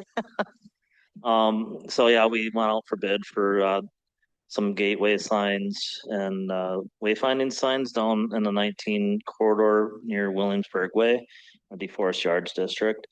We received 3 bids. The low bid was Blink Signs. They're out of Cleveland, Ohio, for $163,770.95. Looking to get this approved and move forward with the construction of these signs. We will have to wait for the roundabout to be completed to put the gateway sign at that roundabout at Williamsburg Way and Peterson Crossing. Bill? Want to clarify that you'll see 2 bid prices there, one without solar and one with solar. In our bid documents, we did prefer solar. Say the last part again. In our documents, right? In our bid documents, we did prefer solar because there's an additional cost for Alliant to get energy out there. So they are solar. They're gonna be solar, yeah. Okay, thank you. Let's see, Brad. Was there a final package of design? Yes, I think we have that. The ones we saw last time? Yeah, it's the last ones. Actually, I don't know if that's in here or not. There were no pictures in the packet. We can forward them on. They are the same as what we shared last meeting. Okay, do we have new public appearances on this item? Is there a motion to approve resolution 2026-070? Make a motion. Oops, 2026-071. Sorry, I'll make a motion. Second. Motion by Jan, seconded by Brad. All those in favor indicate by saying aye. Aye. All those opposed, no. Motion carries unanimously. Resolution 2026-072. Resolution accepting bids and awarding contracts for materials and supplies for Fox Hills Estates Trail. Judd and Greg. Looks like, Well, I'll take this one again. okay, Feel like talking tonight, I guess. No. not used to this. So yeah, we solicited bids for the materials and supplies for the trail on near Hooper and the Fox Hills Estates development. So the trail will come from off of Peterson Crossing through the stormwater basin down to a Williamsburg Way roundabout. We received 2 bids for asphalt pavement, 2 bids for aggregate materials, 2 bids for the erosion control materials, 2 bids for the signage, and 2 bids for the geotextile fabric.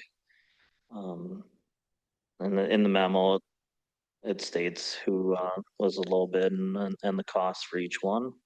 If you guys have any questions regarding that, willing to answer any questions. Alicia? Not necessarily about the cost, just wondering on projected, and maybe I missed it in here, completion of. So yeah, so village staff will be doing this project. We'll start probably in July and finish in August.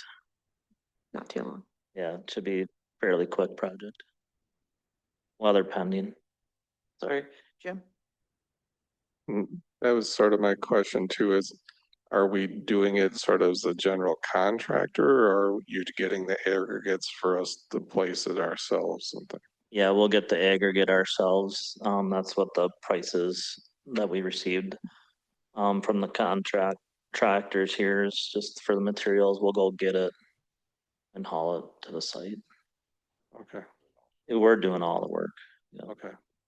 Excavation, installation on the rock, erosion control, fabric. So when erosion control, that's not placement of the erosion control, that's just getting the matting or whatever it is. Yeah. Yeah. Okay, thank you. We have no public appearances on this one. Is there a motion to approve resolution 2026-072? Motion to approve resolution 2026-72. Second. Motion by Alicia, seconded by Jim. Any further discussion? All those in favor indicate by saying aye.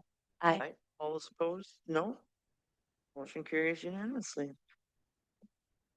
Resolution 2026-073, a resolution amending the Village of DeForest 2026 capital improvement budget.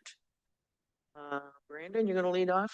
Yeah, absolutely. Thank you. I'll give these guys a break and I will handle this one. So, as you all are known and aware, throughout this year, you guys have approved a significant amount of projects that was not included within the initial capital improvement plan for 2026. So, if someone with the mouse could pull up that Exhibit A, I think it's just the next tab within there. Thank you. So that very first graph that's up there is the capital improvement plan that was included within the 2026 budget and the associated revenues that would be with those as well too, and a total anticipated borrowing at the bottom of $14 million. Sorry for it being so small. It's a lot of data to throw into this.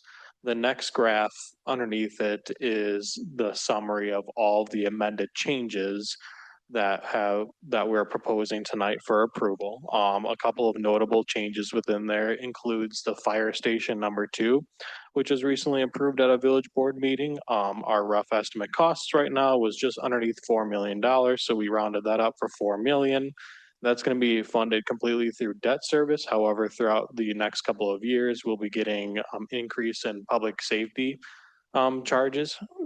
Oh, Bill wants to comment.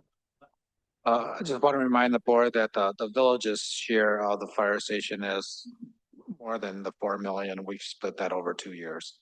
Mm-hmm. Thank you. Yeah, so for this year's portion of it, it'd be $4 million for it. Coming completely out of debt within here. Another notable increase is the property acquisition of $1.9 million. 900,000 of that's going to be coming out of our Fund 221 for parkland lieu and fees within there, and remaining is going to be coming out of the Fund 400 fund balance as well to cover that amount. Hickory Lane reconstruction, which has been kind of talked about within here, while it's been within the works and planned, it wasn't a part of the original 2026 capital improvement plan budget. So that full $4 million cost within the TID district is within there, but we included within the revenues portion a developer agreement cost sharing portion. So that number is a little over $2 million. 1.329 million of it is associated with the Hickory Lane reconstruction, and the remaining 750,000 is associated with the Lindy Lane realignment within there. From the last village board meeting, you all approved the fluoridation of the water distribution system within there of 327,000. That's going to be funded completely through the water utility itself. We're not taking out any additional debt or anything with that. I think Bill wants to comment on that as well too. Yeah, and a reminder is that is capital expenditures related to the well improvements and equipment, some of which well number 2 included roof improvements outside of the fluoride issue itself. Thank you. And then the last notable improvement addition on here is the new trail for TID 7 for that 89,800. Notable removals that we're removing from the plan include additions within TID number 9. So there was a TIA study the traffic study within there that was initially in there for $65,000. That was deemed no longer necessary within this capital improvement plan adjustment. The sanitary line improvements within TID number 9 for $3 million was also removed within there. The final graph had the sum of the differences. Thank you. Yeah, the sanitary line for $3 million was removed from the plan. Green Acres within tax increment district number 9 of $2.2 million was removed, as well as the north and south road improvements for Green Acres of TID number 9 for $2.5 million. And then the rest of the kind of adjustments within there are just kind of readjustments based off of actual bid pricing that we've been receiving. I think Bill has another comment. So the reason for such a expansive change in projects is at the time when we were developing the plan and looking at approval of the project and talking with the developers in TID 9, it seemed to us and at the time that the projects associated with the particular improvements were going to advance rather soon or at a faster pace. Over the winter months and the beginning of the year here, it resulted in that development or those developments delaying or stalling, and the development that we just discussed advancing. And so that's why we switched to Hickory Lane instead of Green Acres, both of which are in our tax increment district plan. And then overall the summary. So while we're adding about an additional $4 million worth of projects within the plan, due to the additional revenue offsets that we're adding, we're actually reducing our borrowing that we need for this year from 14.2 million, I'll round up to 13.9 million or 330,000. Now the next resolution you'll see about the parameters of borrowing is a little over $14 million. However, there's associated bond counsel fees, Ellers fees, et cetera within there that sums up to that $14 million. But overall, for the necessary borrowing for the projects, that is decreasing by $330,000 with this update. Happy to answer any questions. Anyone have any questions for Brandon? I guess not. Nope. Jim? What?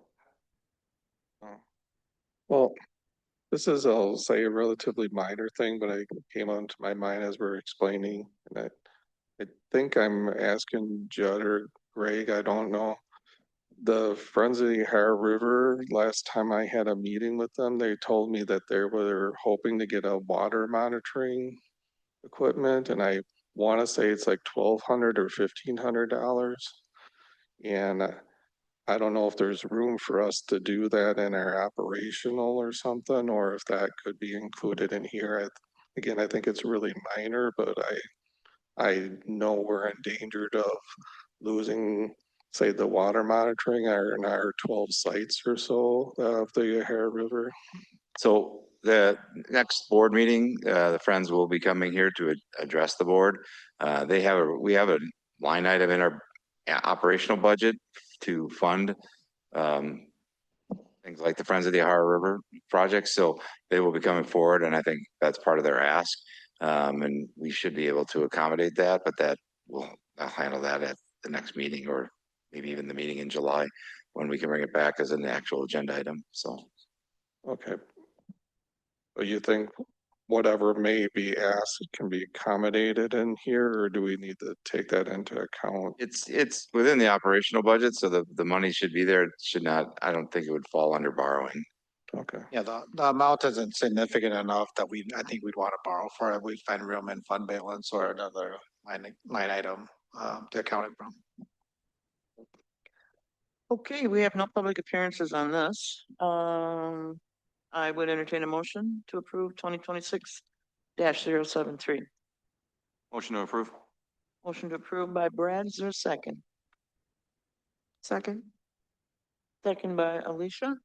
Any further discussion? All those in favor? indicate by saying aye. Aye. All those opposed, no. No. Okay, 5-1, it's passed. Resolution 2026-074, resolution authorizing the issuance and establishing parameters for the sale of not to exceed 14,090,000 general obligation promissory notes, series 2026A. Yeah, so with the capital improvement plan that you guys just had approved, now we need a way to fund that. And so what the village does is partner with Ellers. So we have Kayla Thorpe here, who is a municipal advisor with Ellers, who helps facilitate the sale of the debt issuance within here. So included within your packet is a pre-sale report of just kind of summarizing the entire sale of what the $14 million would look like, what our associated parameters are within here. And then also the resolution itself is just a giant parameters resolution. So I'm going to just let Kayla Thorpe kind of take it away and just explain it for you. Thank you, Brandon. Nice to see some new faces and you all again since last time I was here. But as Brandon mentioned, my name is Kayla Thorpe. I'm the village's municipal advisor and work on a number of different public financing mechanisms for the village. And tonight, before you use the parameters resolution and the pre-sale report to fund the capital improvement plan you just reviewed. And as Brandon mentioned, it's just over $14 million at $14,090,000. Included in the packet in the pre-sale report is a lot of like technical and legalese outlining the state statutes under which you're authorized to issue general obligation promissory notes, the method of sale, our rationale behind recommending the method of sale, some of the nuances that are just related to notes. I'm not going to go through those in detail, but if you do have any questions, feel free to ask or stop me. But you do have authority to issue general obligation notes under 67-12-12 of Wisconsin statutes. These are general fund obligations or general obligations, which mean they're backed by the full faith and credit of your property taxing authority. But this plan calls for a number of abatements, meaning the utilities will be paying their own portion of the debt and the TIDs will be paying their own portion of the debt. And we'll walk through that in a little bit. But if everything kind of blows up and the utilities collapse, just know that it is backed by the property taxes. And that is what a general obligation is talking about. These notes are being issued for a 10-year basis. You have the legal authority to issue over 20 years, but the village has traditionally had a longstanding practice to amortize debt over 10 years, and this plan is in accordance with that longstanding practice. And so the first principal and interest payment will be due in July of 2027, which means you will levy for that in your upcoming budget. These are not bank qualified, meaning you're planning to issue over $10 million. This issue alone is over $10 million. It's just a designation that affects rates slightly, but we've seen the gap close a little bit between bank qualified rates and non-bank qualified rates. The village is currently rated by Moody's Investor Service. We will be seeking a new rating for this, and I believe the rating call is in 2 weeks. In which your team will participate and will walk through not only this issuance, but the current state of development and growth within the city. They really enjoy hearing about that, and it goes to kind of bolster any opinions that they would have, Moody's would have to issue your credit rating. I believe that the rating will be affirmed, and we'll discuss a strategy moving forward with your team about a potential upgrade in the next over years when some of these developments start to take off the ground. I'm going to skip forward to the parameters, and this is kind of the Cliff Notes version of what the resolution before you tonight states, that the issue size is not to exceed $14,090,000 with a maximum bid of 110% and 98%. That doesn't really mean anything for you. That means stuff to us. That sets those parameters as to if there's a premium bid or unused discount that we use to downsize the issue. Or if there's basically they don't take enough cut that we've built in, we're not going to increase the issue size just because they didn't do what we asked them to do. And so just kind of setting those parameters that if the bids are outside of those parameters, we will reject them. A maximum true interest cost of 4.25%. That's based off of kind of the rate market at the time we put together this plan, which was mid-May. Plus 50 basis points, and 50 basis points is 0.5% when you're looking at an interest rate perspective, and which we believe at this time is enough cushion without kind of giving us too much and signaling that to the market that we're looking at higher interest rates when we don't want to do that. I will note, and I'll kind of run through some interest rate comparisons. The last few weeks, we've seen municipal bond rates tick up, not considerably, but noticeably. And so we'll talk about what we used as a planning rate. I'll show you that. And then what a current sale that happened this morning came in at. And so we'll continue to monitor interest rates. The good thing about the parameters resolution is you're authorizing the sale. You're not marrying yourselves to a sale date. Right now, the sale date is scheduled on June 29th. But if we enter another international conflict and we see the market spike, we can certainly pause the sale leading up to it, wait until the markets calm down, and then move forward with the sale, and you will have to take no further action. So that's kind of how that process would work. We're getting a lot of questions about that as the interest rate environment is volatile. I'm going to jump through to just your partners in this. We are your municipal advisor and structure of the debt. Your bond and disclosure counsel is Quarles and Brady. Your paying agent is Associated Trust Company. That's basically just reminding and sending payment notices to the staff to ensure that there's no delinquent payments. And the rating agency is Moody's Investor Service. The proposed debt issuance schedule is you're reviewing this report tonight and authorizing the parameters resolution. The week of June 15th, we will have a conference with both the rating agency and Quarles and Brady to review the official statement. You can think of that as like the prospectus in the private bond market. It's an open book to your past financial performance, the demographics of the community, the business profile of the community, your fund balances, so on and so forth, basically giving the investors who are interested in bidding on your bonds a full look at your community. And then we will distribute that official statement ahead of the sale on June 29th or on June 22nd with the sale on June 29th. We're estimating closing on July 16th. That means that is when the village will receive the funds in their bank account. Our team is outlined here. And then I'll jump into some tables. Table 1 is the summary of the capital improvement plan that you just reviewed. This is only the borrowed portions of these projects. It's not the other funding sources that will be paying cash for projects. So this is just the borrowed money portions of this project. So just over $13.8 million in total project costs that will be financed through the debt issuance.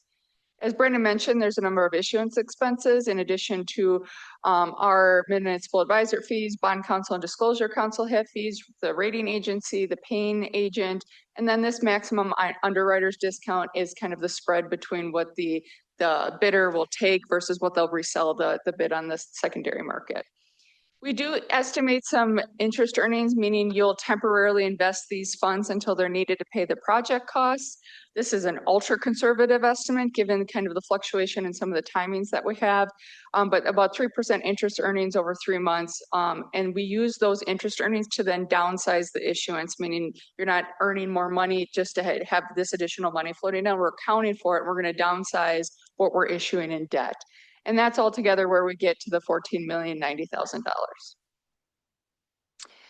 This next chart, which is a lot of different columns, but as I mentioned, each portion outside of the general levy portions will be paying for their own debt.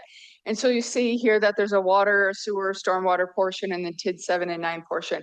That is the allocation to those specific utilities and those TID districts. And those are the portions that the funds from those utilities and districts will be paying themselves, meaning not levied for. The revenues within those specific sources will be paying for their debt.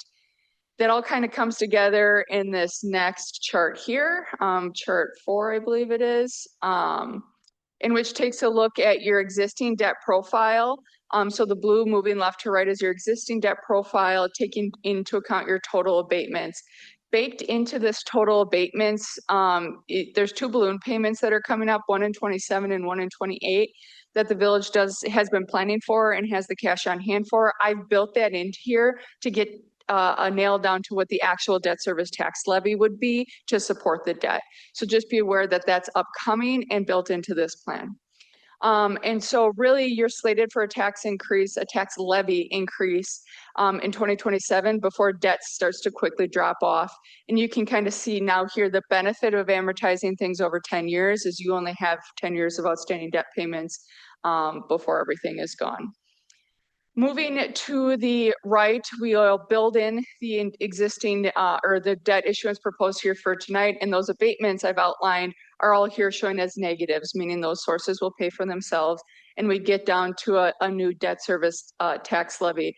It does show quite a bit of an increase to $1.1 million and a related tax increase. But I will be very honest, we have a very, very conservative net new construction built into this equalized value. So the tax rate is determined obviously by thousand of value. We do everything equalized just because we can't predict what your assessment ratio is. And historically, your last 4-year average for net new construction was like 7.2%. We discounted that by 50%. So we're planning on a 3.5% net new construction.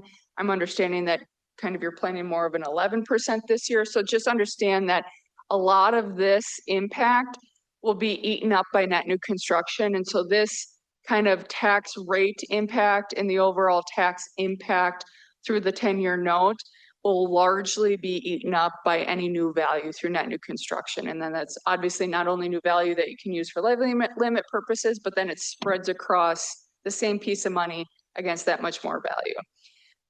Yes. Yeah, I looking at the abatements here, maybe Brandon, this question may be for you. A large portion of our borrow is the 4 million for the fire station. And we are currently collecting public safety impact fees for that. Now, we're gonna have to borrow again next year for the remaining portion. And of course, we collect those public safety impact fees at issuance of building. So can you explain how we go through the process of making payments from that public safety revenue fund into, and how does it impact our debt service? I can take that if you want. And so impact fees are very, in a traditional community that isn't rapidly growing, impact fees are very unpredictable. And so we don't necessarily account for it as an abatement because one year it may be zero and the next year it's 100,000. And so what your staff will do will basically say, impact fees collected in 2027 will abate the debt service payments related to that fire station in 2028. So it's reactionary versus planned. So what you're seeing here is kind of worst case scenario is that we don't receive any public safety impact fees. But then best case scenario, we have a consistent flow of impact fees, which will then offset the future tax implications. Again, you're in a perfect position where even borrowing the $16 million of which, or I should say $16 million of principal and interest over 10 years is only resulting for a tax increase in one of those 10 years. And so with the debt falling off, and we will always at Ellers kind of work within the confines that the 10 years principal and interest payments should wrap around the existing debt. But it's really good position that any public safety impact fees will then offset any of what you're seeing here as a debt service tax levy, which is already called to be decreasing after 2027, which will then further decrease, but then also no annual borrowings will then add on to that. So that's a reactionary, and we don't traditionally plan it as an abatement because it's unpredictable. So then the final thing to kind of highlight on this page is that the total cost of the new debt to the sample taxpayer. So this is just taking what is planned to be levied over 10 years on a $100,000 house is $302,000. I like to use, or $302, I should say. I like to use $100,000 as an annual tax because then you can easily multiply that in your head. So every 100,000 of your value, it will cost you $302 to fund this capital improvement plan on the levy side. This is not taking into account any effect on utility rates. And then the final chart is your general obligation debt capacity. As you're aware, general obligation debt is limited to 5% of your equalized value at any point in time. The good thing with you with growing, and I've built in what your anticipated TID closures are, is that really it's going to have very little impact on your capacity to borrow. But taking on this debt will put you from 32 to 42% of your debt capacity, but with a remaining $81 million in capacity to borrow that quickly increases thereafter. And you can kind of see these big jumps both in equalized value and residual capacity are largely due to I believe we have 9 TID closures or 7 TID closures that are tentatively could happen in the next 10 years. So that's all I have for you tonight. I'm happy to answer any questions you may have.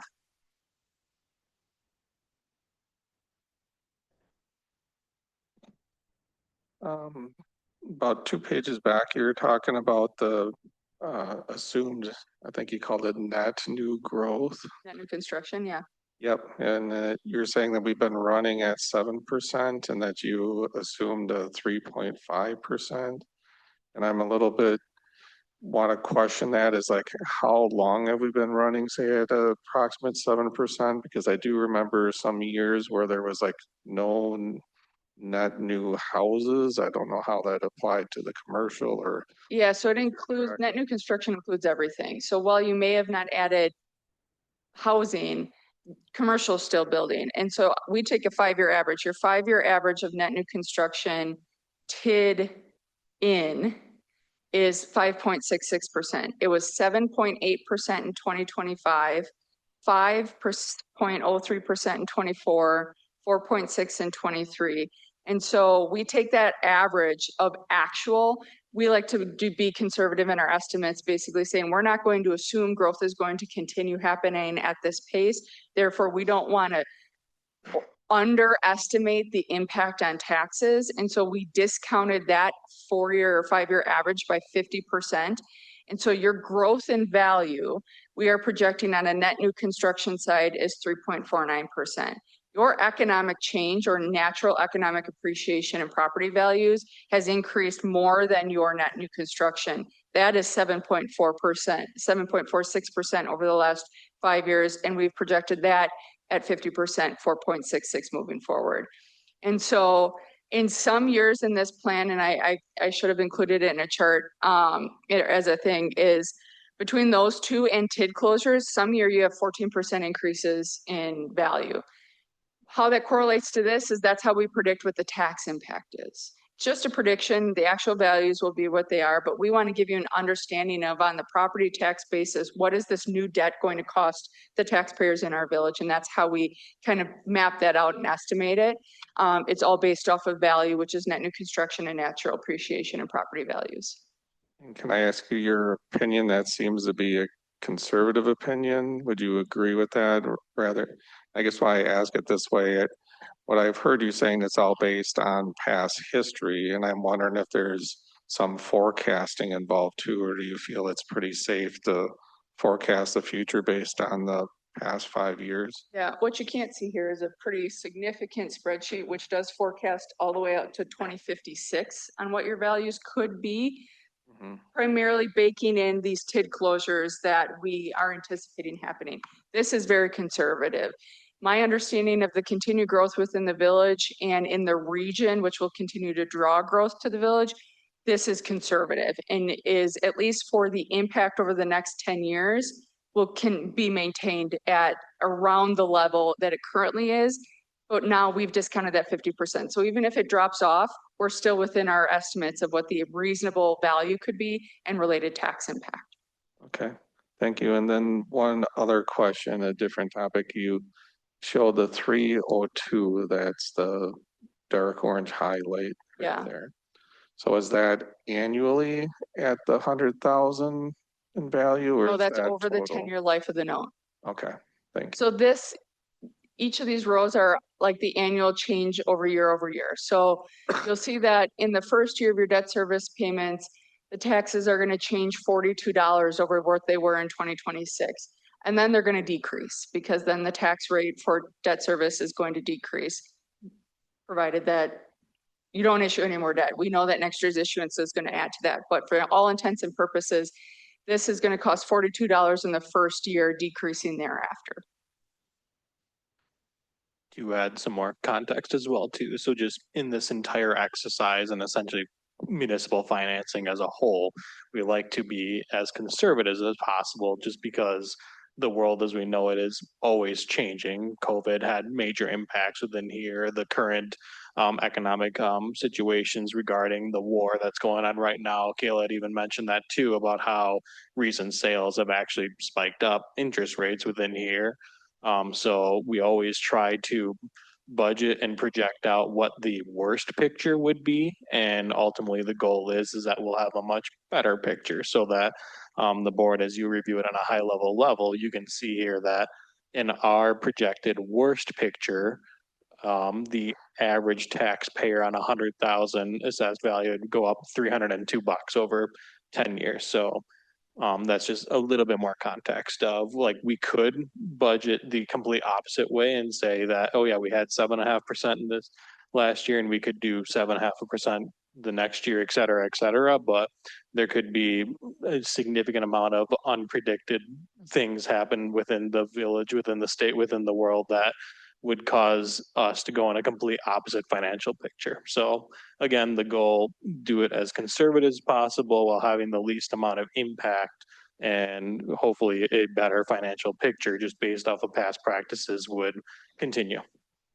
Yeah, and echoing off of Brandon's statement about interest rates, I know I wanted to talk about that as well. So you'll see these are planning interest rates in here. This results in a true interest cost of just over 3.8% on a 10-year note. We had a sale this morning on a 20-year note of similar size that came in at 4. But what we look at is the spread between what the underwriter's buying your things for and what they're reselling on the market. And the increase in rates is on the back end of a 20-year note. So this is probably pretty close to where we'll come in because all that interest rate fluctuation is happening in years 17 through 20 on a 20-year note. We're not seeing a lot of fluctuations in year 1 through 10. And while you see here, we plan for a variable interest rate, you pay on a fixed interest rate. It'll be the same every year. This is just, I won't bother you with municipal bond markets 101. It's complicating enough. But just know that that is something we're monitoring. We have a once a week call with our sales team to understand where the market rates are. And one more bit of context too. So like Kayla had said before too, that we have a projected sale date by the end of the month here, but we do not have to close on that. If we don't close on it and we continue to kind of just fund it ourselves until we eventually do close, we do have to have alternative forms of financing within here. So that's why we have fund balance policies within here, good healthy fund balances where we can use those up. And then eventually when we buy the debt at a favorable interest rate, then that would just replenish the fund balance within there.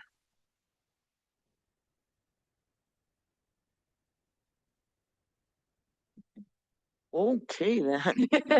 I always come and drop a lot of information on you on a short period of time. I apologize, but I'm happy to answer any questions you would have. Anybody got any of that well enough to ask a question?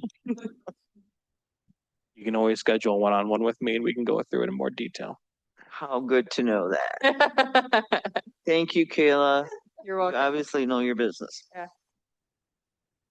Okay, we have no public appearances on this, which again is resolution 2026-074, authorizing issuance and establishing parameters for the sale of not to exceed 14,090,000 general obligation promissory notes, series 2026A.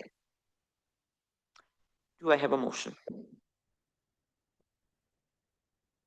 Motion to approve. Motion by Brad. Is there a second? Second. Second by Jan. Any further discussion? All those in favor indicate by saying aye. Aye. Aye. Those opposed, no. Motion carries unanimously. Resolution 2026-076, resolution authorizing the village president and clerk to execute a loan purchase agreement with the Community Development Authority of the Village of DeForest. Staff presentation, Alex. Colleen, you skipped one, resolution 2026-075. Oh, I'm sorry, I did. Holy cow. Resolution 2026-075, resolution authorizing the village president and clerk to execute a loan commitment letter with Yahara Crossing DeForest LLC and the Community Development Authority of the Village of DeForest. Staff is Alex and Bill. Yeah, so I'll take these items here, coming from the village's standpoint.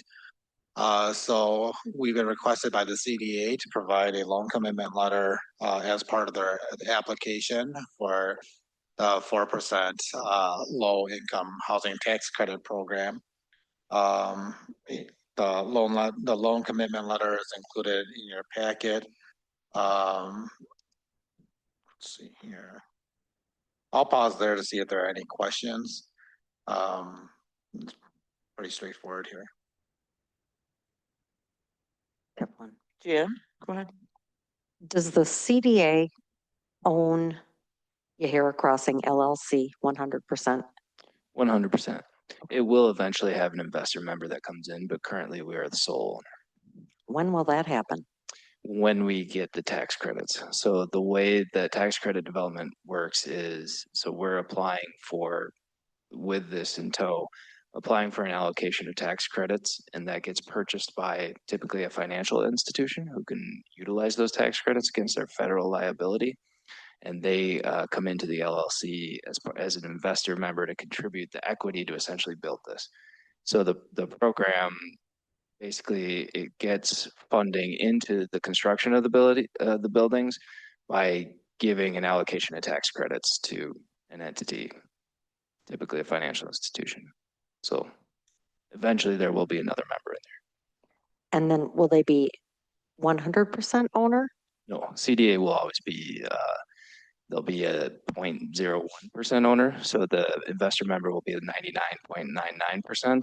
And then at the 15-year period, the CDA will have a right of first refusal to purchase the property outright from the investor member, because typically that's the compliance period where they get their tax credits. And once they no longer, they basically want to be out at 15 years. And so the CDA will then have the option to purchase the property, typically at a significantly discounted rate, and then will own the development outright. Okay, so this is strictly, the Yahara Crossing LLC is strictly the building owner. The CDA is still going to run what happens there. Correct. Thank you. Okay, we have no public appearances on this. I would entertain a motion on resolution 2026-075. Make a motion to approve 2026-075.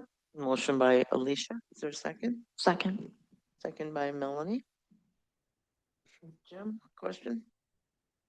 Yes, talking about the ownership, that just brought up a question. I mean, I think there's also management companies involved. Can you explain how they are involved in housing or commercial?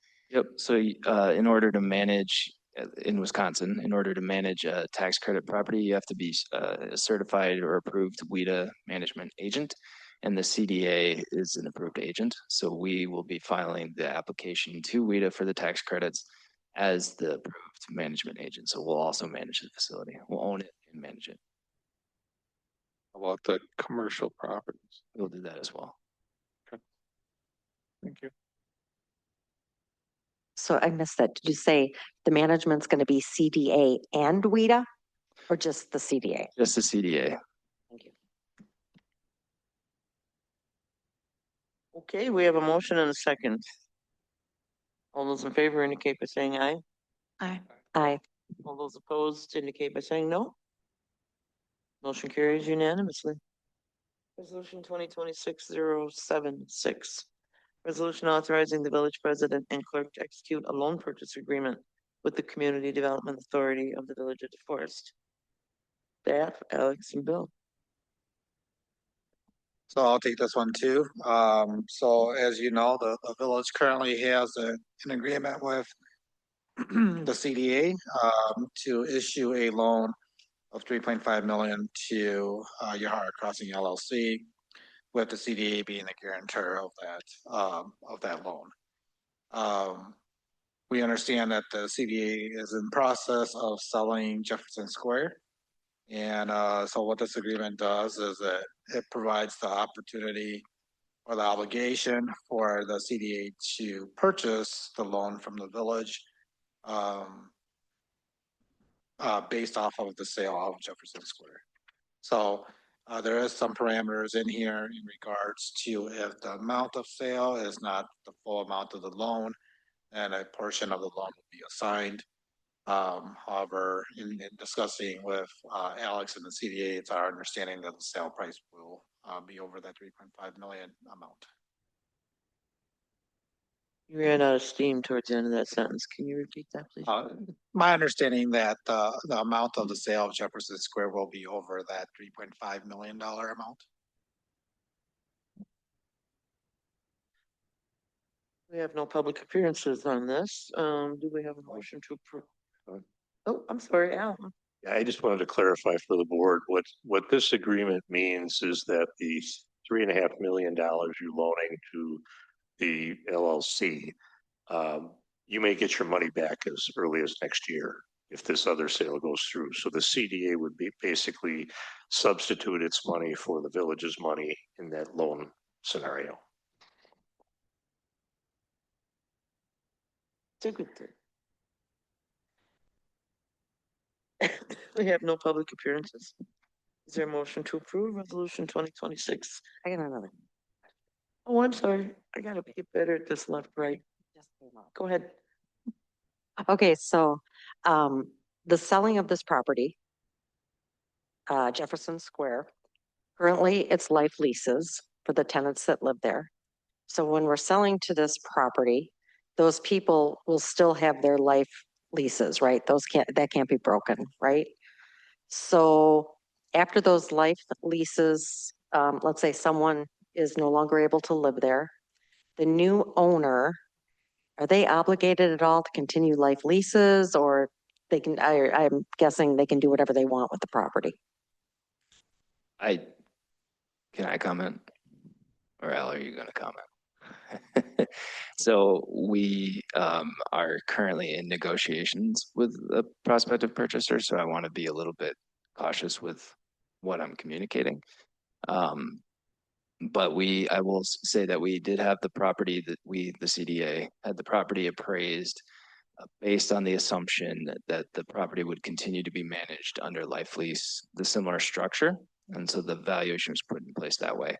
Now, moving through those negotiations, whether we place an additional restriction on it that the property need to be managed that way as a contingency of sale, I think is an open point of discussion. Without that as a condition of sale, I would imagine that the property owner could do what they wish, but those contracts are contractual obligations that I imagine would stay in place, and they would have to negotiate their own buyouts of those. But I'll let Okay, so what I'm hearing is that's kind of open at this point. It could be that the new owner must continue life leases for a certain amount of years if the contract is written that way, or we may allow them to do whatever they want with the property. We being the CDA, yes. So that's something that's still obviously very much open. And to preserve the CDA's ability to negotiate the best price that we can get for it, I will just say that we're very early in those negotiations, and at this point, we've only just received a letter of intent. So we're still kind of moving through that. The other thing that I'll say is the potential buyer operates other properties in a similar fashion. That's good to know. I think that life leases are really beneficial for residents. And, we keep talking about how our seniors need affordable places to live. And I think that is the best option if you can afford to buy one. I think it's great. That's why I'm very concerned about this particular property, because I think the life leases are great. So, thank you. Anybody else? Let's see. I don't believe I have a motion yet. Motion to approve 2026-76. Motion by Alicia. Is there a second? I'll second it. Seconded by Jim. All those in favor indicate by saying aye. Aye. All those opposed, no. Motion carries unanimously. Convene into closed session, resolution 2026-077. Resolution authorizing the village president and clerk to execute an amended and restated employment agreement with the village administrator. The village board may convene into closed session as authorized by Wisconsin statute 19.851C, considering employment, promotion, compensation, or performance evaluation data of any public employee over which the governmental body has jurisdiction or exercises responsibility. The village board may reconvene in open session and further discuss or take action on the subject matter discussed in closed session. Staff presentation, Bill Chang. Quite simply, currently my contract is the original contract. When I started in 2022, there was an amendment in August of 22 to adjust the salary at that point based off the performance evaluation. As you can imagine, and working towards as we're into the 4th year here of that contract, or going on 5 years, I'm requesting that the village board revisit the contract to provide more security in regards to term and compensation. Do we need a motion? Okay, I would make a motion to go into closed session. Is there a second? I'll second. Seconded by Jan. Kelly, you want? Me.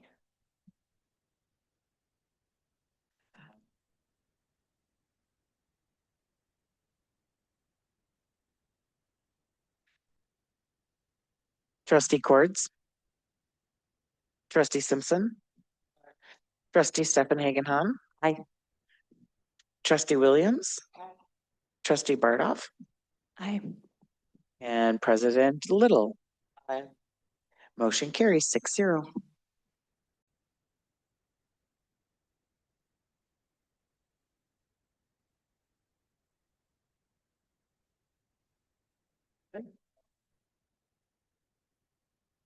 I was going to suggest, to make sure that we get the language right in the contract, that you postpone action on this. We will redraft the contract, attach that to the resolution, and deal with it at the next board meeting.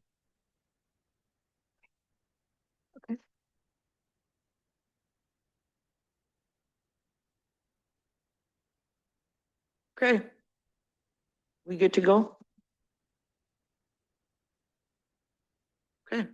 Yeah, so if you're gonna postpone it, I don't think you have to take any action on it this evening, and then you would just move on to communicate.